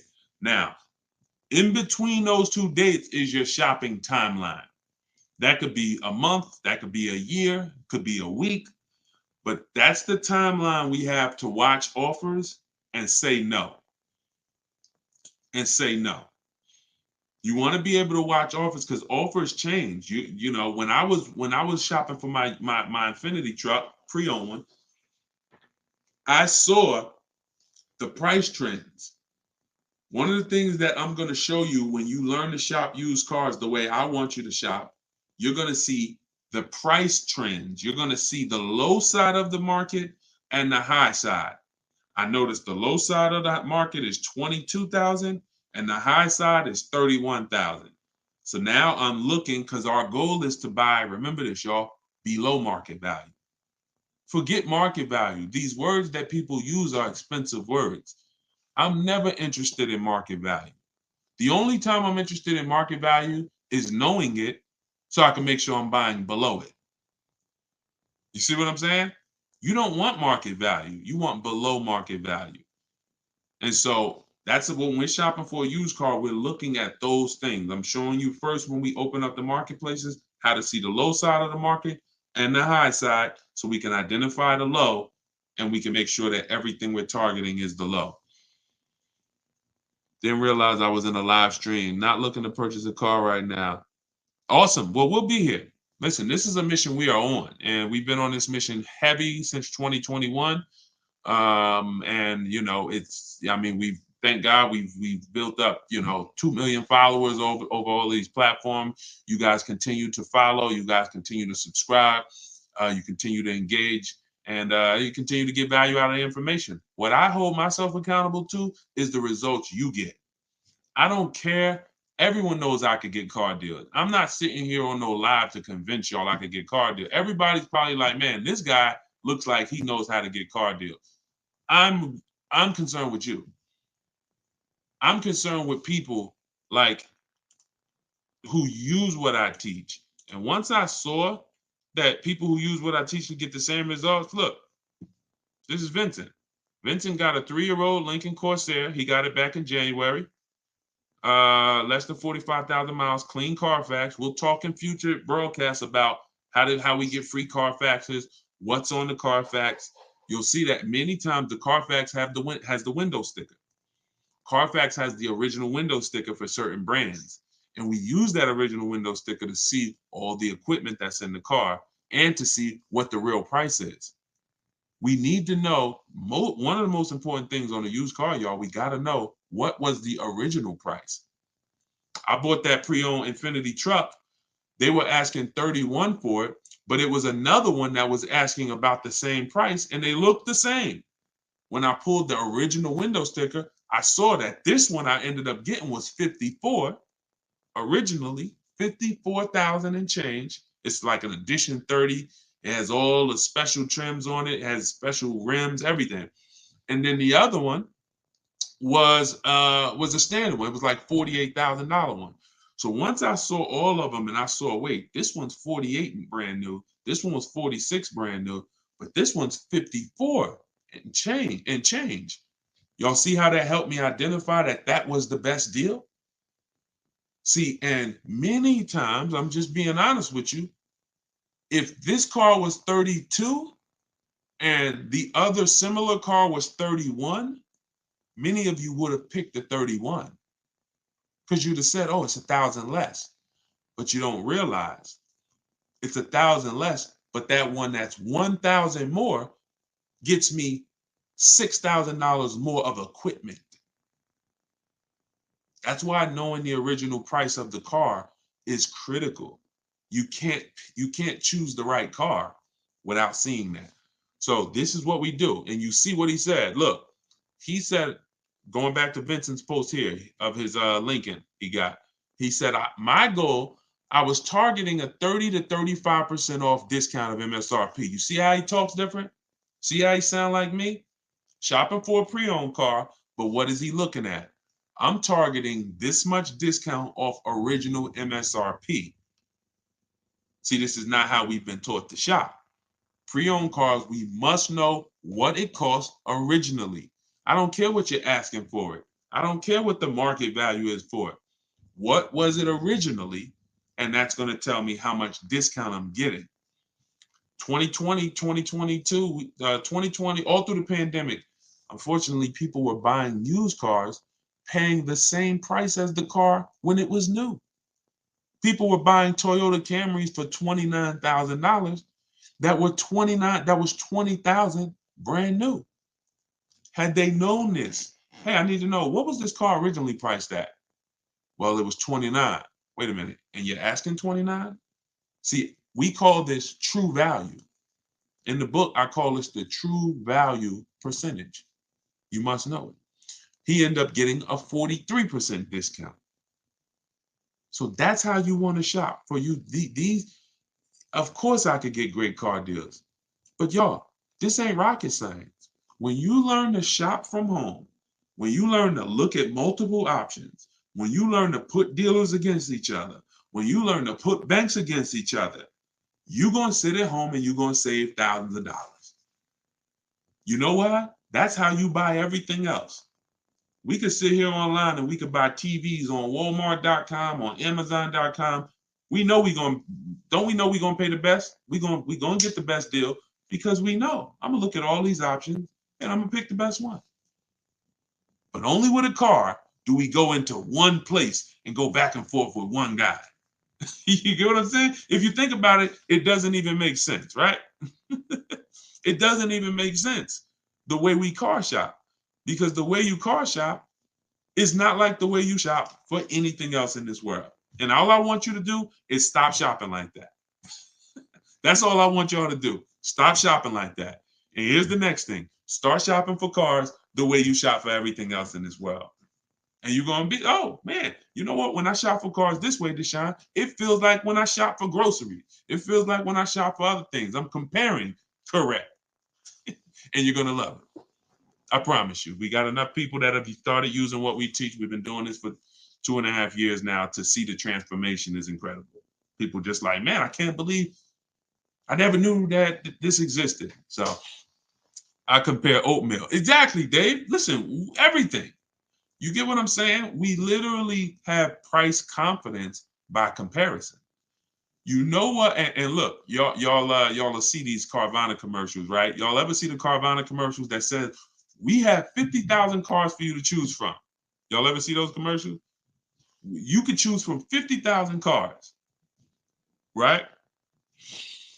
I'm gonna tell you what that is and why you never fall for that.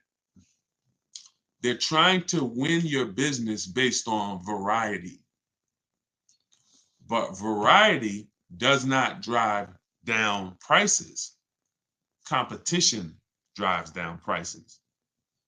So whenever you hear, we have 50,000 cars for you to choose from, here's what I want you to think of.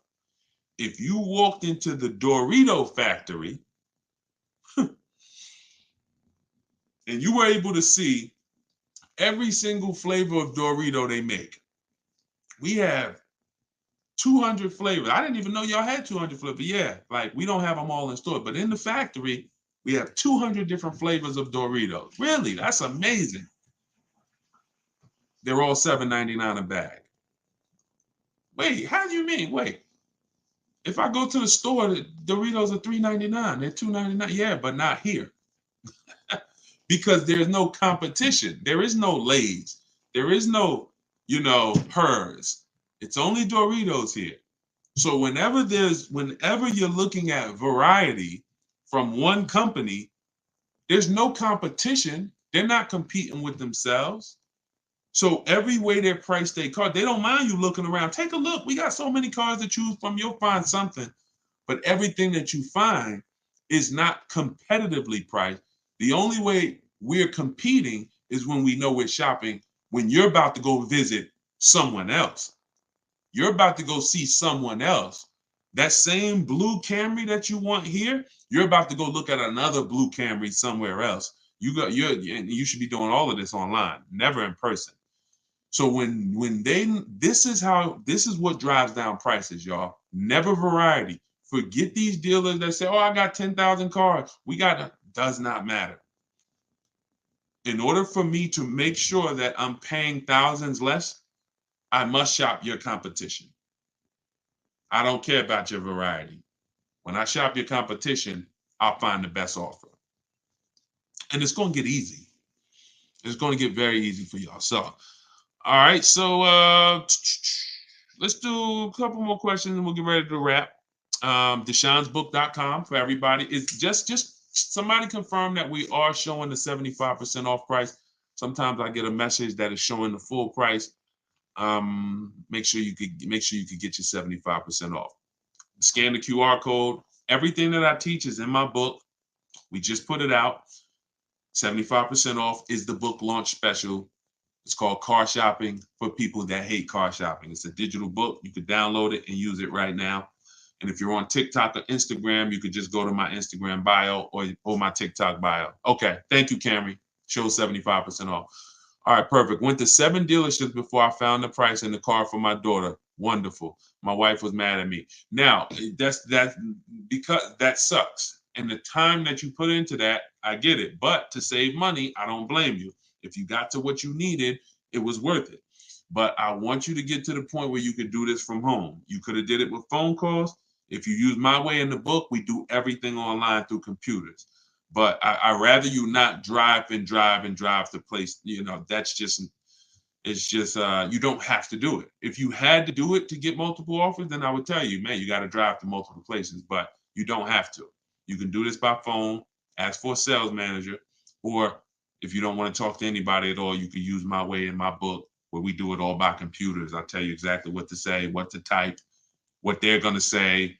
You got all the responses. Everything is scripted out for you. DMV good, and they treat you like gold when car goes in for service. Oh, I didn't see. Okay, I missed that. How much does credit really matter? Credit profile matters. If you're looking for a car loan, it's not always score though. It's more profile. So I always say if you have a car payment that you're paying, sometimes the world could be crashing down around you. You got late credit cards, but if the bank sees you've been paying your car payment on time, they'll sometimes give you the loan. They'll sometimes approve the lease. So, some people might have a lower credit score and low sixes, but they have a solid payment history on their cars, and they get approved. Another thing is, if you have a high score, sometimes you don't need, um, score and payment history are probably the two biggest indicators. Payment history being what I just talked about, and score being score. Um, because those two things weigh heavily on the decision. Now, then you have things under that. You have things like your job. How long have you been on the job? How is it a new job? Is it you self-employed or are you employed, with a company? Have you filed your tax returns so that you can have proof of income?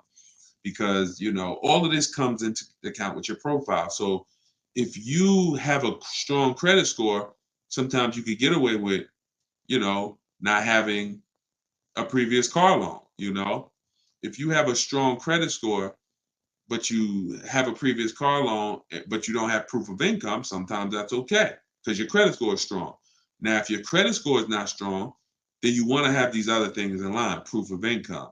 So when you look at, how long I've been living here, what I do for a living, credit score, income, the amount of money you make. That's a part of the profile. Somebody that makes $36,000, compared to somebody that makes $300,000, that's a different profile. So those are the three things that matter. But if I would, I mean, those are the things that matter. But if I was to tell you to work on any one thing, it would be your credit score. It would be get with Shonda Martin. Shonda Martin's on every social media platform that y'all are on right now. Shonda Martin. Her page is called Road to 750 Plus, and then just follow what she teaches. And I mean, the stuff that she's taught me, I've used. It's raised my credit score at least 80 points. Just the things she knows about credit that just go follow her. But yeah, it's about profile more than just score. It's about profile. Um, should a person get extended warranty on a vehicle if a vehicle has high repairs, high cost of repairs, expensive parts? Then certainly. But you want to make sure you're getting a quality extended warranty. I will get it from the manufacturer. If you're buying from an aftermarket company, I talk about this in my book too. You better be looking at tons of reviews. These companies go out of business a lot. You don't want to have a contract with a company that's going out of business. You got to be careful. And I would try to avoid buying from an aftermarket company unless they have just hundreds and hundreds of reviews, lots of high ratings, and they've been around for a long time. But yeah, if a vehicle doesn't have a lot of high cost of ownership and repairs, then I wouldn't get the warranty. If it's something that is very easy or inexpensive to maintain, I wouldn't get a warranty for it. How to avoid as is lemons. You want to make sure you're checking the history of the car. 4 things we check when we're buying a pre-owned car: title. What's the type of title? Is it a rental? Is it a ex-loaner car? Is it a salvage title? Is it frame damage? Total lost vehicle? That's the first thing. Then we go down to accident history. We go to service records. Service records are a huge indicator. Any used car you get, y'all, I'm never going to recommend you buy a used car without teaching you how to look at service records and make sure that the previous owner or owners took care of the car. Third thing is accident history. Third thing is accident history. And then what we're going to do before we do all of this, we're going to check the car online, and we're going to type in. I do something called a reliability and a longevity check. That takes 3 minutes. We go right to Google. We type in the year, make, model, reliability, the year, make, model, longevity, and that's going to tell us If there's transmission issues at 80,000 miles, we'll see it on there. We'll see it in one of these websites. If there's head gaskets issues, if there's electrical issues, we'll see it. So those 4 things that I just told you to do, boundaries. See, you protect yourself by having boundaries. I want you to use those boundaries, and you're going to find, does it prevent the possibility of you ever having a limit or getting a limit? No, it doesn't. Does it dramatically reduce it? Yes, it does. Yes, it does. And that's all we can do. There are no guarantees in life. What I want you to do is have a plan that allows you to protect yourself. And then, in the worst case scenario, something bad happens, this was just a bad event. But it wasn't an event because I didn't know what I was doing. It's not something that happened because I bought a bad car, or I bought a car over my budget, or I bought a car that didn't have a quality history. That's why I'm having problems with this thing. So that's what you're saying now. If, some of you may be experiencing that now. Dag, if I would have knew all of this about how to make sure I got a good car, how to make sure that I got the right price, I wouldn't be in this issue. That's what you're saying now. But I want you to be on the opposite side of that. And just knowing what to do will put you on that. So just follow those steps. If you follow those steps, you're good. You don't have to worry about getting a limit. What fees not to pay for? Well, on a purchase, we only pay taxes, documentation fee, and taxes, documentation fee, and motor vehicle fees. On a purchase, that's all we're going to pay. Now, there is a destination charge for new cars that comes on the window sticker. That's to get the car from the factory where it's built to the dealership. So that's built into the price of the car. But those are the real fees. When we get into leasing, you got acquisition fee that's built in. We don't pay attention to fees when we lease because we're comparing percentages. What I teach you how to do, this is all in the book, by the way. Everybody who got their book, shout out to you. DeshonesBook.com, get your 75% offer. Download my new book, Car Shopping for People That Hate Car Shopping. It's all in there.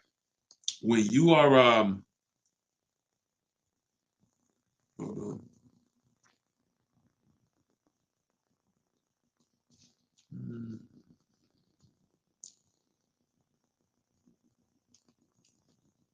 Okay. So sometimes I read the comments at the same time I'm talking and I forget what I was saying because we just going from subject to subject. So it was somebody asking about lease, what fees not to pay. That's what it is. Yeah, when we are shopping for a lease, we are comparing percentages. So how we compare lease offers, first month's payment divided into the MSRP. So we are shopping and we're looking at quotes just like this. $450 a month, $45,000 MSRP. $490 a month, $40,000 MSRP. $500 a month, $51,000 MSRP. That's how we get our lease quotes. No money down. We're literally just showing that's literally first month's payment only out of pocket, right? So when we divide those payments into the MSRP, we get a percentage. And that's where the 1% rule came from. The 1% rule has been around for decades. It's if you leased a car for 1% of the MSRP or less, it was a steal. There was no need to question the deal. Like, get out of there before they change their mind. You stole the car. Now, I found that we knew about the 1% rule, but there was no rule for bad lease deals because I watched people as I made videos and I watched people saying, yeah, Deshone, I'm leasing, but I saw people getting leases that were trash, overpaying for leases, which defeats the whole purpose of a lease. You overpay for it, you might as well should have not have did it. Now, I'm like, we got to come up with a barrier. We got to come up with a boundary to where if your lease is above this, you paid too much for it. That is a bad lease program. You should not be leasing a car paying that much over 3 years. And that's where the 1.5% rule came from. When you add up all the payments, you'll see you're paying X percentage of the car. And when you go higher than that, it's too much money for a car we're giving back. Some people are paying more for their lease than they would have paid naturally just buying the car and letting it depreciate, just because they don't understand that. So that's where the 1.5% rule came from. Does the 1% rule apply with these current interest rates? KM, let me show you some. You can't see it because you're not on TikTok, you're not on Instagram. If you were on Instagram, Facebook, or YouTube, you would see what I'm sharing right now. Somebody just asked, does the 1% rule apply? And they've been asking, y'all been asking me that really since I started talking about it. Y'all been asking me, does the 1.5% rule? We do this. This is Greg. Got his vehicle in February. The vehicle is $56,275. It is a Kia EV6 Wind with the tech package. His payment is $527 a month. So before this and before you saw, here's Kimberly. Kimberly's vehicle is $91,761. Her Maserati. Her lease payment is $944 a month. 1.09%. Now, out of all of my members, we have probably 1,400 members, 1,500 in Cars from Home University. These two have gotten the best leases because the program was there.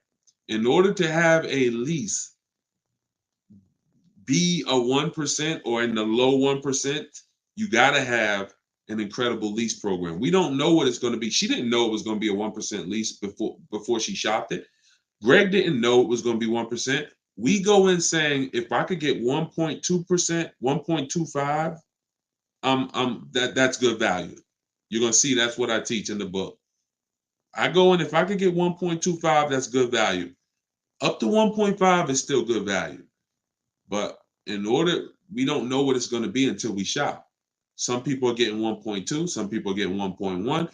But when you got a dealer that's giving you a huge discount, like Kimberly got, you got a good lease program on the 2023, which she got, and she got, it all things. In order to leave with your best lease deal, you need a huge discount from the dealer. You need them to discount the car the most they can. If they have any rebates, you need them to give them to you, and then you need them to make sure they're not marking up the money factor. And then you that's what comes into a lease. And there's no way for you to get this unless you're shopping competitively. She never saved 20 grand without shopping competitively. So yes, the deals are out here. They've been out here. We've been making deals all through the pandemic, y'all. The deals are out here now. But for those of you who don't want to shop the new way, you want to stay in that old way of shopping, that one-to-one way of shopping. Nah, ain't no deals out here. Ain't no deals out here. It's nothing out here. Everything's overpriced. 1% of MSRP. Yep, you got it. 1% of MSRP. And that's been around for years. The 1% rule has been around for years. All right, so there we have it, y'all. We went over a lot. I'll be back for another hour very soon. If you're on our email list or if you're subscribed to our channels, you will get notifications of when we go live so you can hop on. Everybody who's shopping for a car, I want to make sure that I'm with you to make sure you have the guidance, to make sure you know the strategies, know where the hidden money is, and you save all the money that you're supposed to save, every dime of it. So you can get my book for $24. That's 75% off for our launch. Just came out. It's called Car Shopping for People That Hate Car Shopping. 7 Steps to Saving Time, Money, and Avoiding Dealerships. You can click on see that picture of me on the top of TikTok. Click that. If you're on Instagram, click that picture of me on the top and click that website at the top of my profile. And you'll see a link there that says 75% off my new book. Get your copy, use it, so that way you don't have to remember or try to remember everything that we just went over. Because I know some of you are like, Deshone, man, we just went from a lot of subjects. We're answering all types of questions. If you don't want to remember that, you can have it right in your hand at 75% off. Or you can go to deshonesbook.com or just scan the QR code and get your 75% off. So always a pleasure. No, matter of fact, I'm gonna show you this. And Rain, let me show you this before you leave, before I jump off. You can't even see it, Rain. If you go to any of these other platforms and you watch the replay, you'll see it. She said, I can't tell if it's a man or, oh, no, it's a guy. He said, I've been trying to get a Telluride for years, but the markups are crazy. Let me show y'all this. Let me show y'all this right now. And this is what I tell y'all when I say that to those who are shopping the old way, to those with old strategy or no strategy, ain't no deals out here. But to those who are like, Deshone, I want to learn, I want to use this way to shop, oh, deals are out there. Deals are out here. I'm just going to snatch um, a couple people I could find that I know have gotten Tellurides, and I want to see. I want you to see what they're paying. Hold on. So this is a $54,000 MSRP.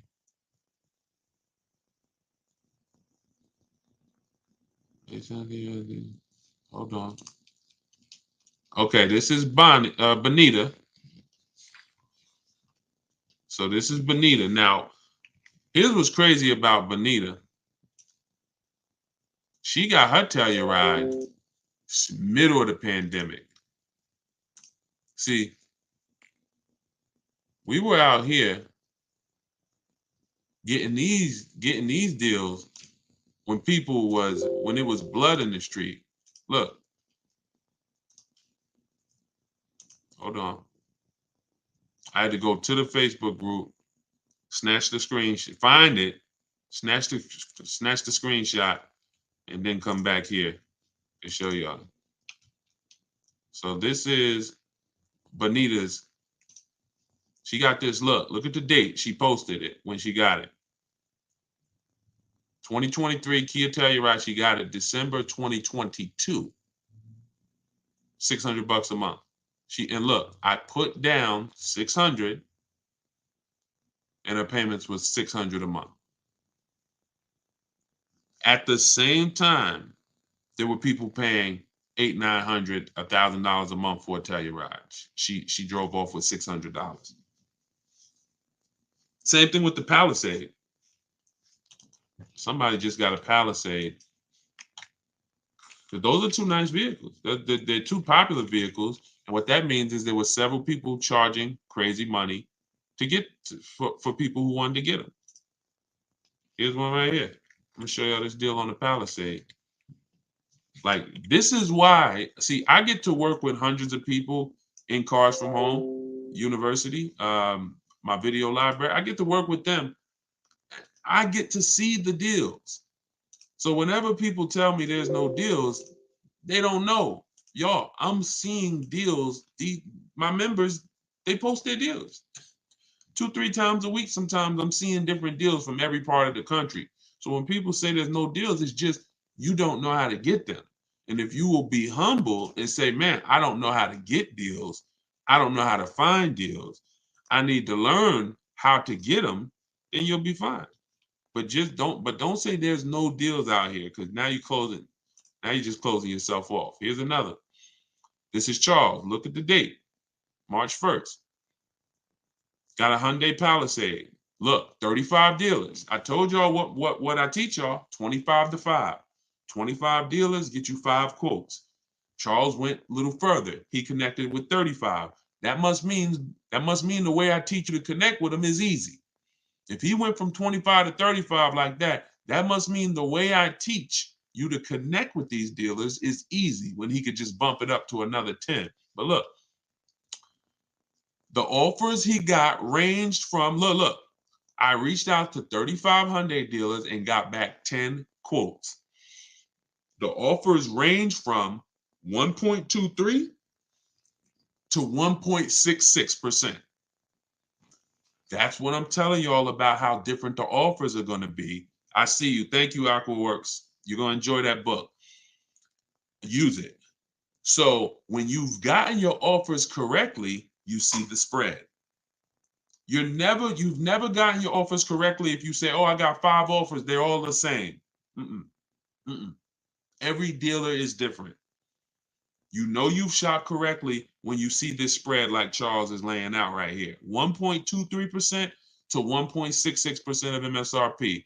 I'm a high mileage driver, so he was price conscious. After counter offering, which is what I teach. In fact, I have in the book a calculator that I invented that you put your offers in to it and it spits out the counter offer that you're going to email to the dealer. So you cannot close a deal without a counter. We just do this without talking. See, nobody ever said you had to counter verbally, but we counter by email. Look, I never thought I'd be able to afford a car that's almost $50,000.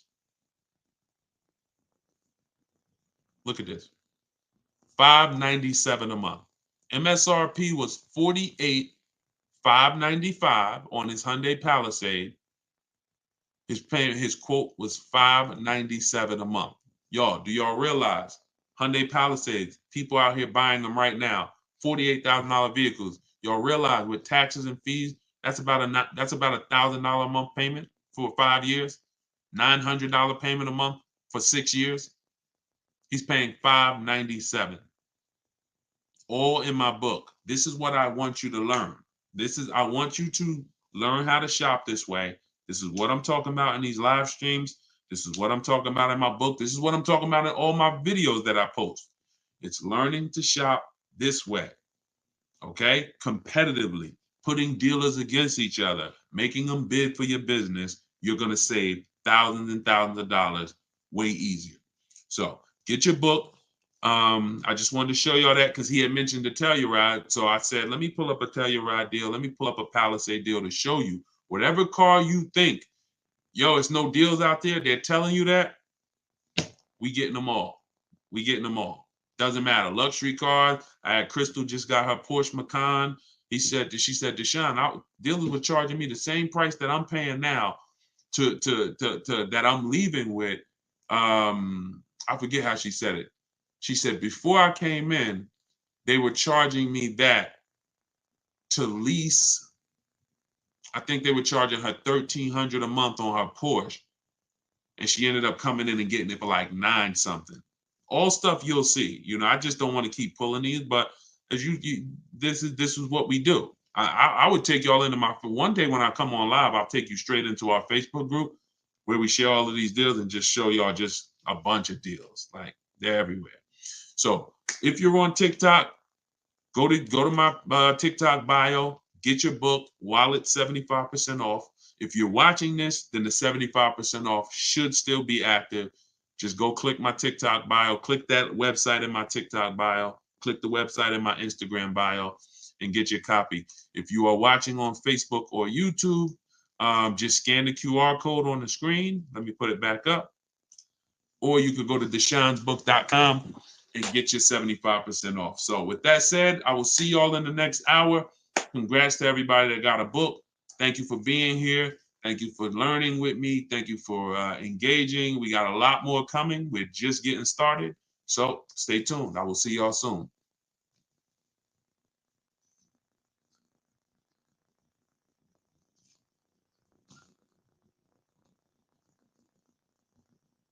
Somebody just said they're paying $730 for the same car. So that same Hyundai Palisade that this person's paying $597 for, they're paying $730. That sucks.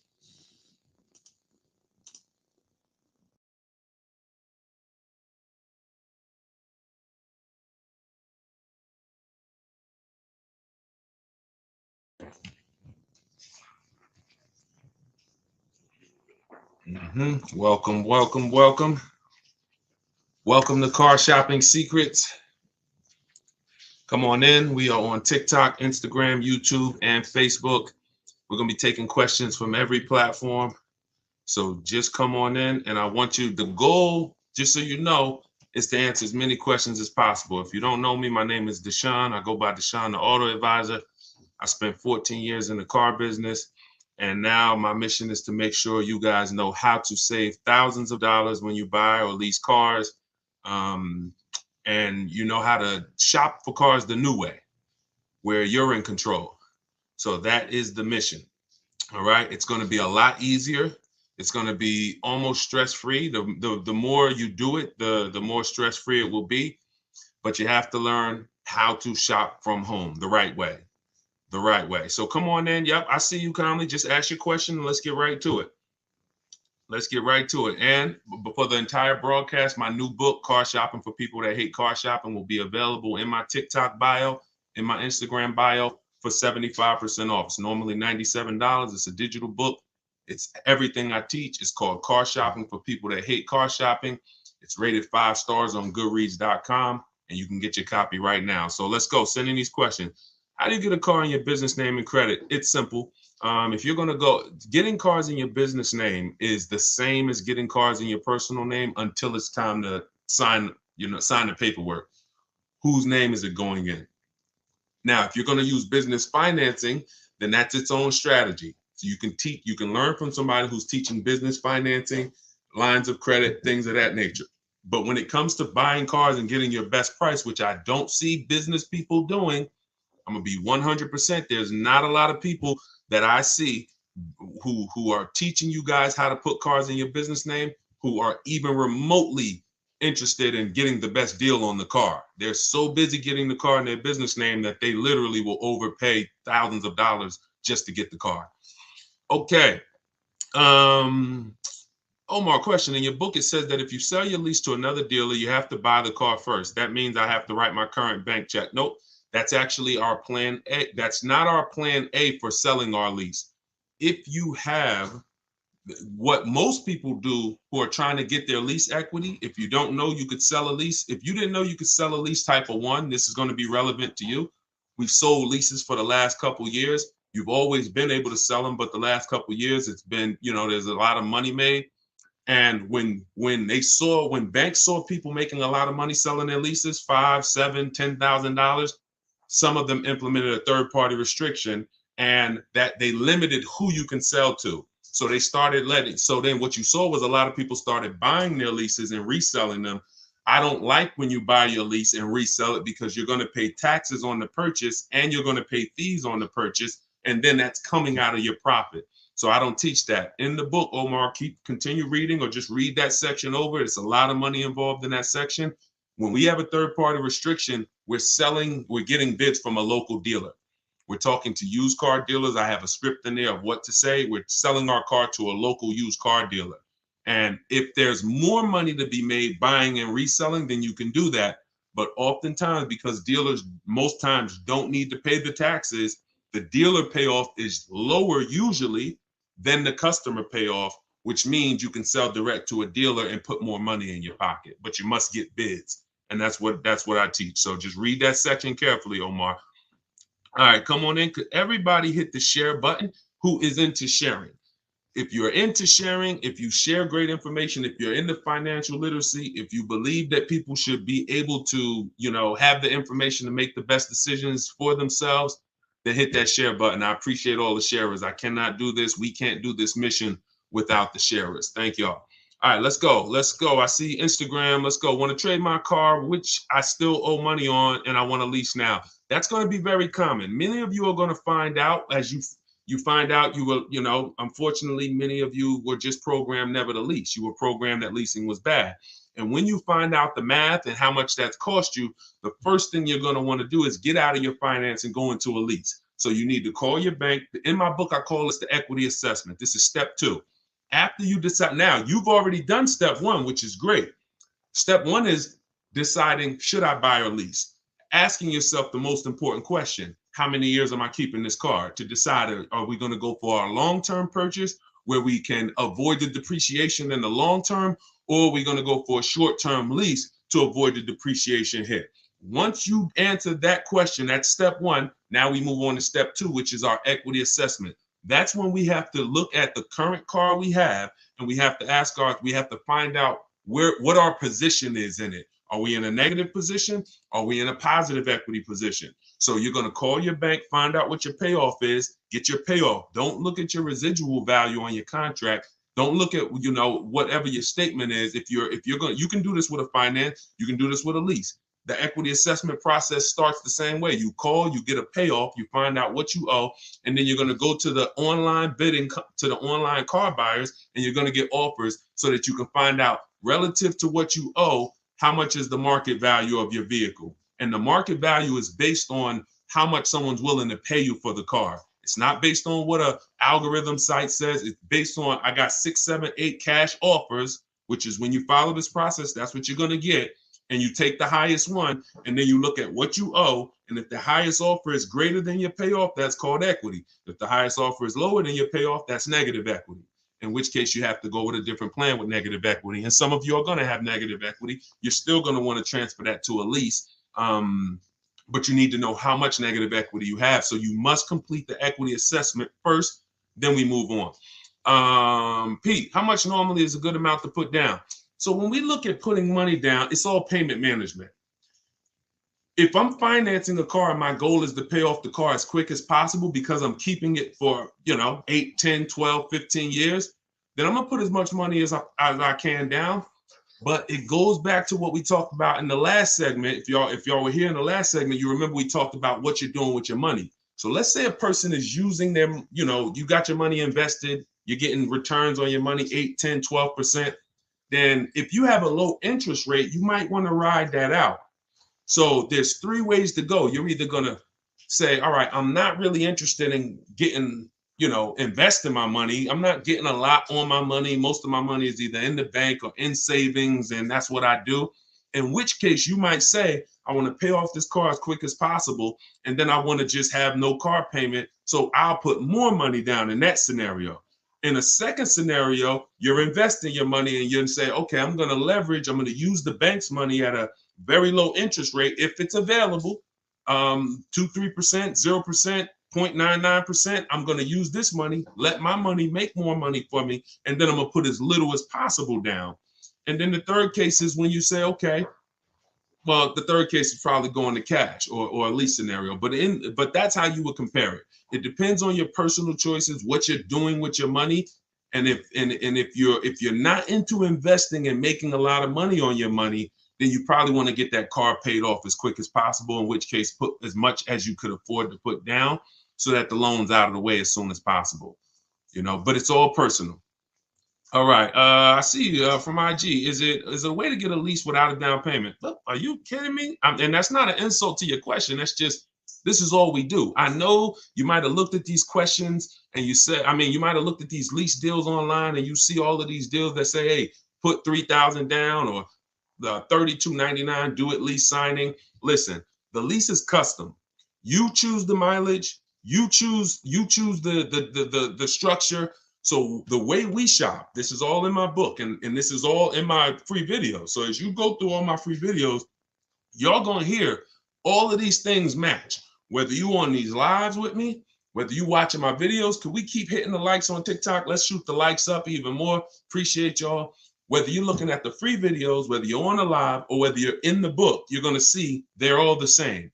So when the way we shop for a lease is we are picking our car and we're going to get our offers with only first month payment out of pocket, 12,000 miles per year.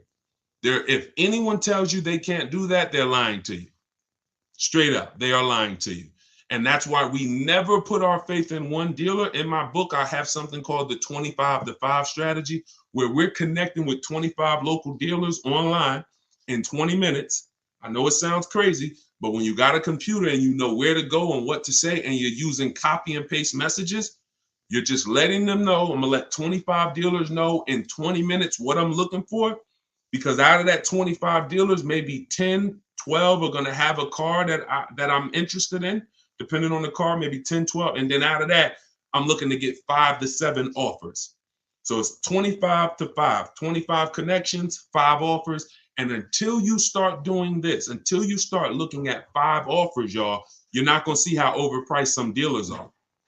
When you start looking at 5 offers, you're going to see how overpriced some dealers are. And because about 80% from what we see, and I've worked with hundreds and hundreds of people around the country, over 1,600 people now in my private group, there is literally 80% of dealers are going to take a shot at you to the tune of thousands and thousands, but 20% of dealers are going to be the best. They're going to be honest. They're going to make shopping from home easy. They're going to try to beat their competition, and that's the people that we end up purchasing from or leasing from. Is it better to lease or buy when using for a business? It depends on the type of business. The only business that I say it's not better to lease. See, leasing is for people who are not keeping their cars 8 years. Very simple. It's called the 8-year rule. And when you see that what it's about is avoiding the depreciation hit. When you're buying a car, your biggest expense by far is depreciation. If you buy a car today for $30,000, brand new car, what's that car worth in 5 years, y'all?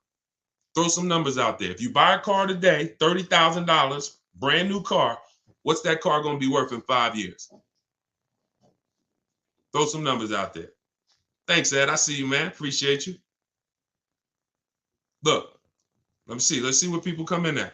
Hold on. Hold the question, Dolan. Now, I got my man Dolan working in the background so we can see everybody's question. But hold on. Let's go deep on this. It's not going to be worth 17. If you could buy a car for 30,000 and then it's worth 17 in 5 years, that's not going to happen. So let's just and 22. See. All right. This is a deeper problem. Let me hit on this, y'all. Let me hit on this. This is a big problem. All right. Some of you let the last 3 years fool you. And this happened to car dealers too. There are still car dealers out there that think this is pandemic and they're trying their best to hold on to what was. I used to, during the pandemic, some car salesman said, man, somebody will walk in, I tell them they got to pay $8,000 over sticker, and I got it. I could get them to pay that. They're still trying to hold on to that. They don't realize that over a year ago, their competition started adjusting and started really doing, well, their competition was doing deals from the get-go. So that's them. But let me talk to you. If you bought a car in 2018, 17, 16, 19, 20, early 2020, you could have sold that car and actually either made money. In fact, most people made money. That's gone. Don't let that get you thinking that that you can buy a car and flip a car or break even on a car. That was a once in a lifetime opportunity based on limited inventory, based on a global pandemic, based on a microchip shortage, based on an industry that usually puts 60 million cars a year through the transaction. They didn't have it, and so everything went up $7,000 to $15,000. Everything. Some of you cashed out. If you cashed out during that time, those last 3 years, 2020, 2021, 2022, if you cashed out, you sold something and you made a bunch of money, type a $sign. Just type $sign so we can actually see. Because some of you, I was talking to you back then and you cashed out through my advice, and some of you just found out on your own or you found out through somewhere else and you ended up cashing out and making a bunch of money. If that's you, put $signs. But that is over. The times we had people buying cars in 2019, overpaying for them or buying cars and coming back and flipping them and making money on them. You try that now, you're going to lose your shirt. It's over. So I'm here to tell you that the normal depreciation on a car is a 20% loss the first year. 20% loss the first year. So if you pay 30 grand for a car, that car is worth 80% of 30 grand after a year with normal driving. If you're a high mileage driver, it's worth even less than that. If you're a low mileage driver, very low, it's worth a little more than that. But that's standard, 20% going. Second year, you're going to lose probably another 15%. Third year, you're probably going to lose about 12.5%.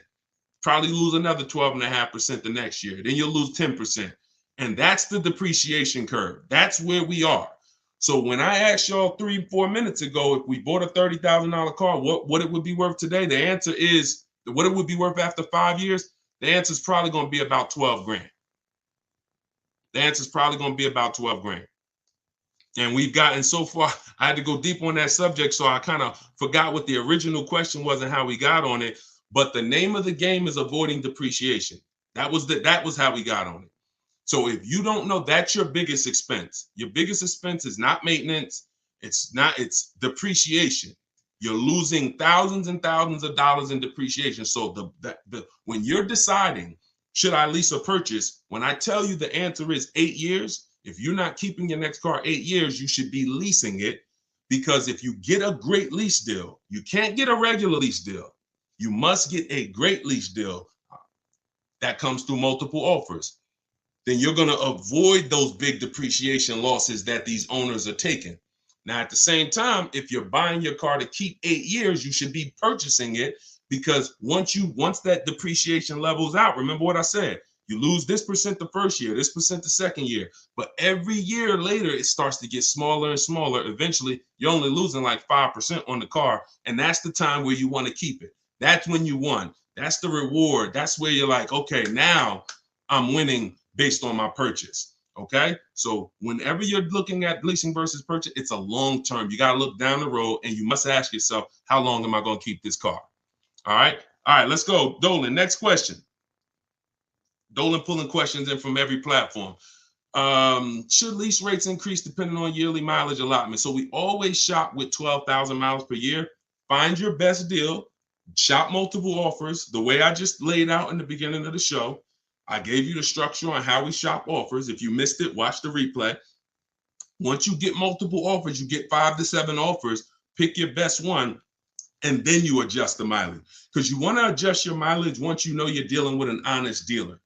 Once you know a dealer has won the bid, they're not going to try to put extra, like if the mileage to go from 12,000 to 15 is $25 a month more, an honest dealer will mark it up $25.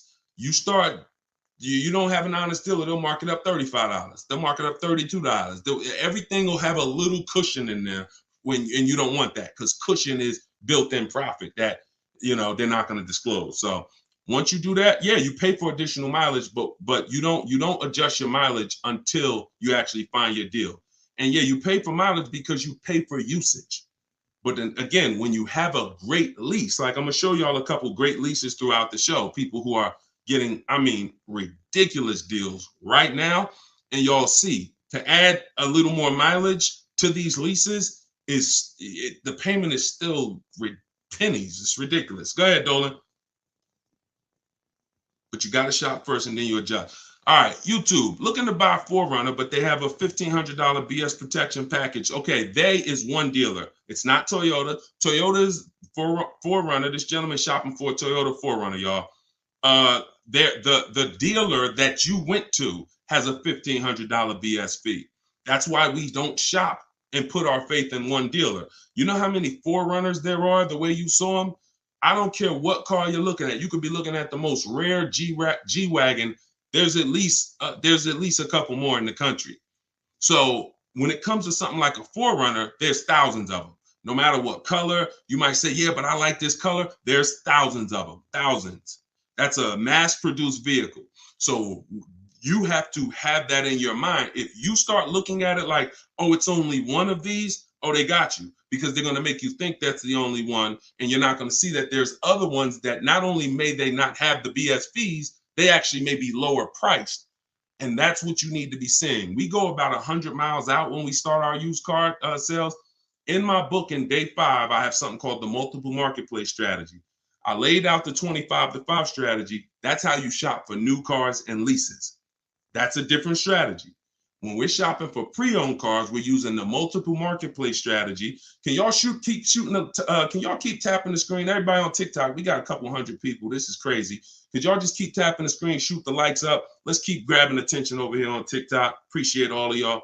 But when you're shopping for a pre-owned car, we're using the multiple marketplace strategy, where we're looking at every website that has used cars. Some of you may think Car Gurus is the same as cars.com, the same as Auto Trader. They're not.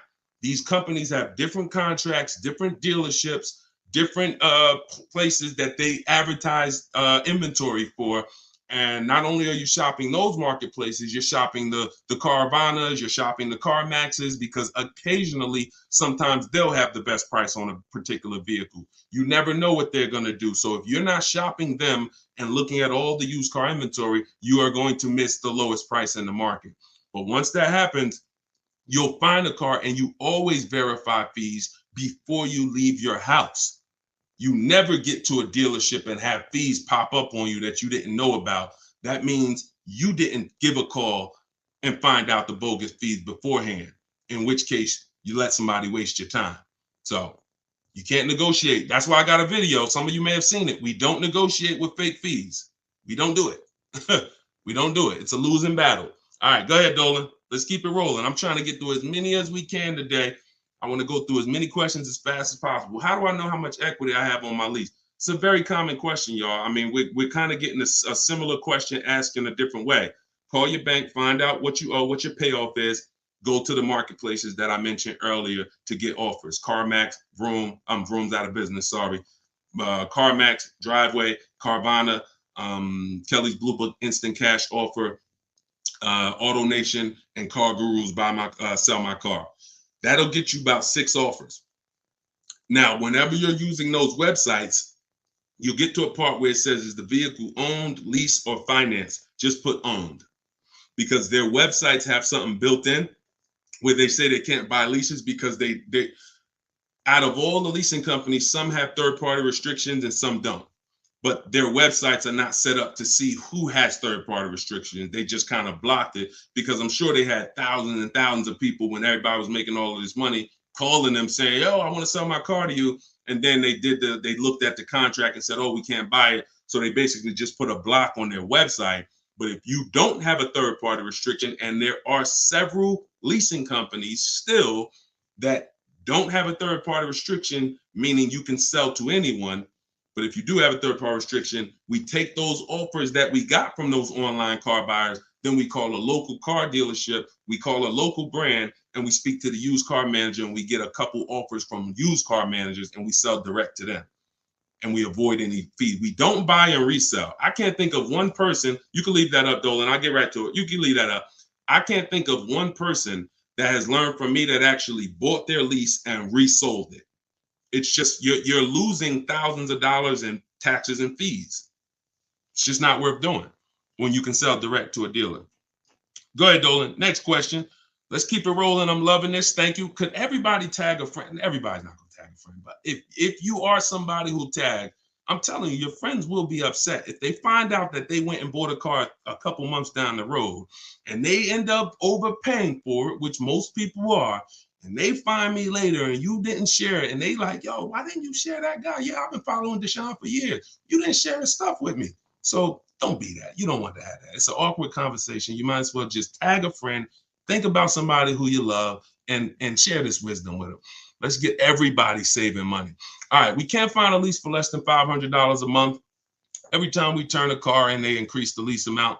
We love Jeep, but we are now trying to, but they're calling us, telling us the interest rate is high. We have 12,000 miles left.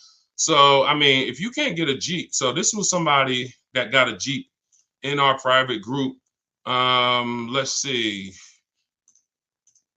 Hold on. Let me go to my, let's see, who got a Jeep? I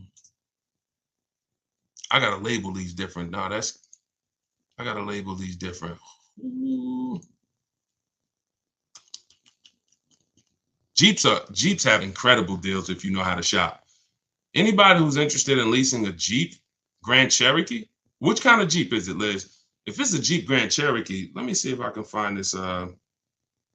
See if I can find this person, because I know that deal was ridiculous. Hold on.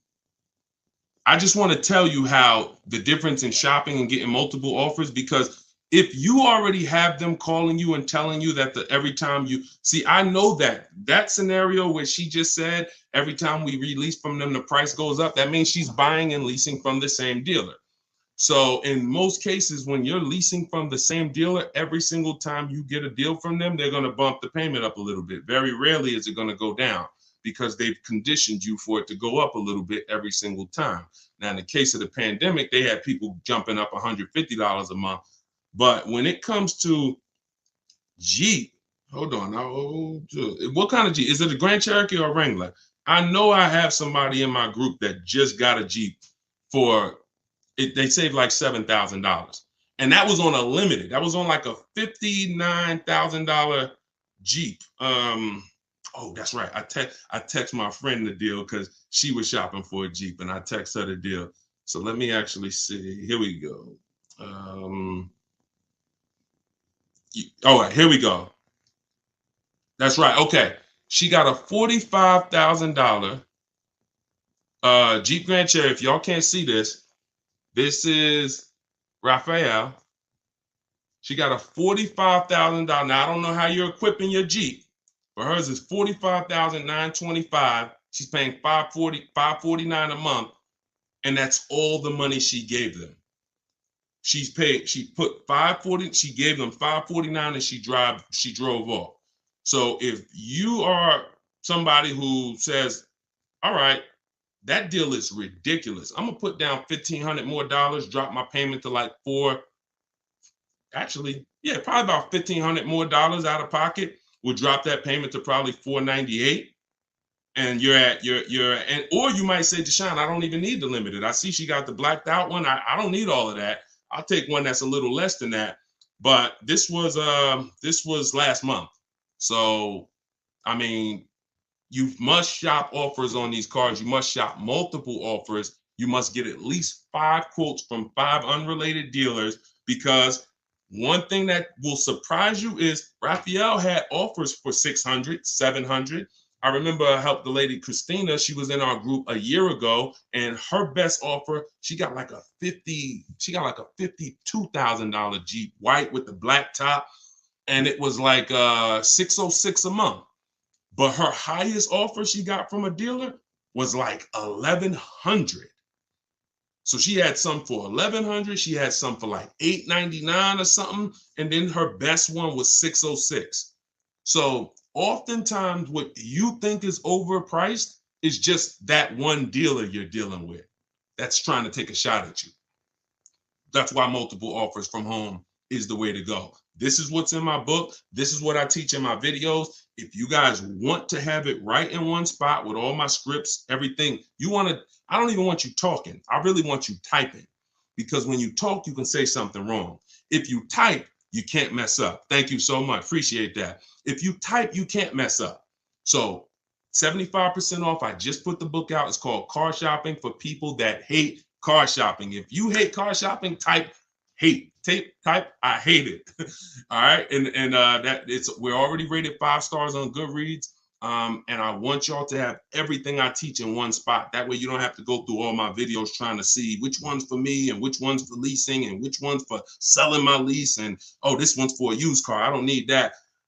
You can do that. You can certainly do that. The information's there. But if you want it all in one spot, get your book for 75% off in my TikTok bio, or go to my Instagram bio, click that link, and then click the button that says 75% off. Or go to deshonsbook.com.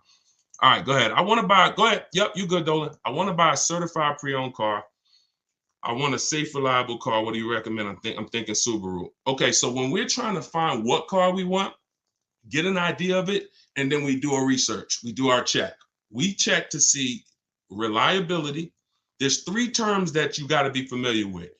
2 are going to apply to you if you're a short-term person, which means you're leasing, you're not keeping your cars 8 years, and 2 are going to be important to you if you're a purchaser, if you're buying a car to keep 8, 9, 10 years. If you're leasing, the 2 important terms are initial quality. Initial quality is, what does the data say about this car its first 90 days? The first 90 days the car was in production. Now, the way we do an initial quality check, this we do right before we go and get offers on a car, because we never get offers on a car until we find out if it's a good car. You don't want to be getting offers and then you get a great deal. Now you decide to check to see if it's a good car and you're like, oh, it has electrical problem. No. So this is the one of the last steps we do. We do this in step 4 of my process. It's a 7-step process. Step 4 is shopping, not buying. That's our research. That's our test drives. That's our making sure the car is good. So you type in the name of the car, the year, always put the year, 2024 Subaru Impreza, initial quality. Type that into Google and you look at the first page. If there's any red flags, you'll see it. Skim those first couple articles. It shouldn't take you more than 3 minutes. You'll see, oh, click on this. Reliability score is a 70 out of 100. I might pass on that. Initial quality, rather, is a 7 out of 100. We don't want to see anything that gives us concern. Now, once it passes initial quality, now you type in 2024 Subaru Impreza reliability. So initial quality is your first 3 months of the vehicle's lifespan from the time it's new. Reliability is the first 3 years. So if that car is in the shop every couple months or once a year, or for the same issue, if it's having a misfire in the engine, you'll see it in the reliability ratings. For somebody like you, Tina, you want to look at both the reliability and then you want to type in 2024, whatever year you're buying, 2021 Subaru Impreza longevity. And you want to do the same thing. You'll see if the transmission's known to go, it'll tell you right up top. These cars are known to last 150 to 200,000 miles, 200,000 to 300,000 miles. These cars, many owners report transmission issues around 80,000 miles. That quick 5-minute check will avoid thousands and thousands of dollars in bills and headaches. Thank you, Blood. Said you looking younger. I appreciate it. So that's how you do. But also, don't think you got to buy it. You can keep that up, Dolan. All right, we're pulling questions from everywhere. Instagram, TikTok. So make sure y'all are typing your questions. We're on 4 platforms. And I got my man Dolan pulling the questions in. Don't think that a certified pre-owned car is better than a non-certified car with a good history. A good history, non-certified, could be better than a car that's certified without the history.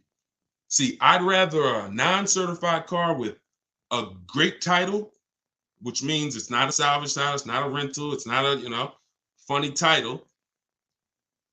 Great service records, which means I can see that the previous owner or owners regularly took care of the car. That's the biggest indicator that car was taken care of, is service records. And then a good accident report. I take that over a certified car. When I pull the Carfax, I don't see many service records. So don't think because you're getting a certified car, if you don't do your due diligence, you could still lose. You want to look for those 3 things: title, service records, accident history. That's the biggest indicators. It's no guarantees, but those are the indicators. All right, go ahead, Dolan. Next question. Can you explain the worksheet on the multiple marketplace strategy? I signed up for the 5 sites, but confused when there are multiple cars on each site. If I pick high and low on each site, the sheet will have like 50 cars. Correct. I'm looking to actually narrow down. First thing we do. So this is somebody who obviously has my book and she's asking about this strategy. So look, when we're looking at used cars, we're on every marketplace. So I want you to think about like Amazon.com, Walmart.com. Let's replace the car with a TV. It's no way if you're looking for a TV and you're trying to get your best deal and pay the lowest price, you're not going to check all the online websites. Now, some people might check only Amazon. Though that's not as good as checking Amazon and checking Walmart.com and checking BestBuy.com. See, I know Best Buy is overpriced most of the time. You get what I'm saying? But that's how I feel about CarMax. But I still got to check them because they're overpriced most of the time, not all the time. And every now and then you see the one that was surprising, they'll have the best offer right there. So that's why I'm always going to check all the marketplaces: CarMax, Driveway. And then we're going to open up your Auto Trader, cars.com, Car Gurus, at Carfax.com. There's 8 used car marketplaces. So we open them up, and now we put in our criteria. What are we looking for? Now, we don't look to buy. I don't want you buying the first day when you open those marketplaces. Here's the goal when we open the marketplaces. Who remembers what I said about market value? If you were on the last broadcast, or if you heard me talk about it, what are we interested in when it comes to market value? Who remembers? And let me see, we might have a whole fresh crowd on here. We got a couple hundred people. We got like 400 people on here between all the platforms. So I don't want to assume, but let's see if anybody has heard from any of my other broadcasts. When it comes to market value, what are we interested in? All right, we might have a whole fresh crowd. Below market value, y'all. So how do we buy below market value? First thing we need to do is see what is market value. Yep, I see you, Ronald. The first thing we need to do is see what is market value. So your goal when you open up those marketplaces, and this is what I teach you in my book. First things first, we sort all our prices high to low. We create accounts because we want to be alerted of any new inventory. Because once I know what the market value is, I know where the low side of the market is. So you might look and say, we sort all the prices, low to high, low to high, low to high. Now I can see all the low prices are around 22, 23, 20, 22, 23, 24 is like, but then it goes up to 25, 26, 27. That's market value, that middle. And then you got the overmarket, it's always going to be cars that are priced higher, above market value. Now, when we look at the low side, here's what we're able to say. Here's what you have to know.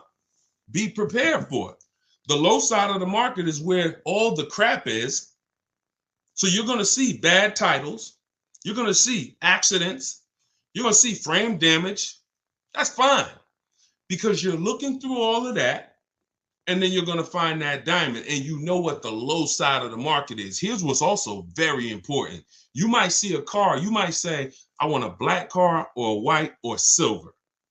You see a car that has all the boxes I talked about, which we checked. Title great, service records great, accidents great. It's the wrong color though. Dang, I don't want blue. That's an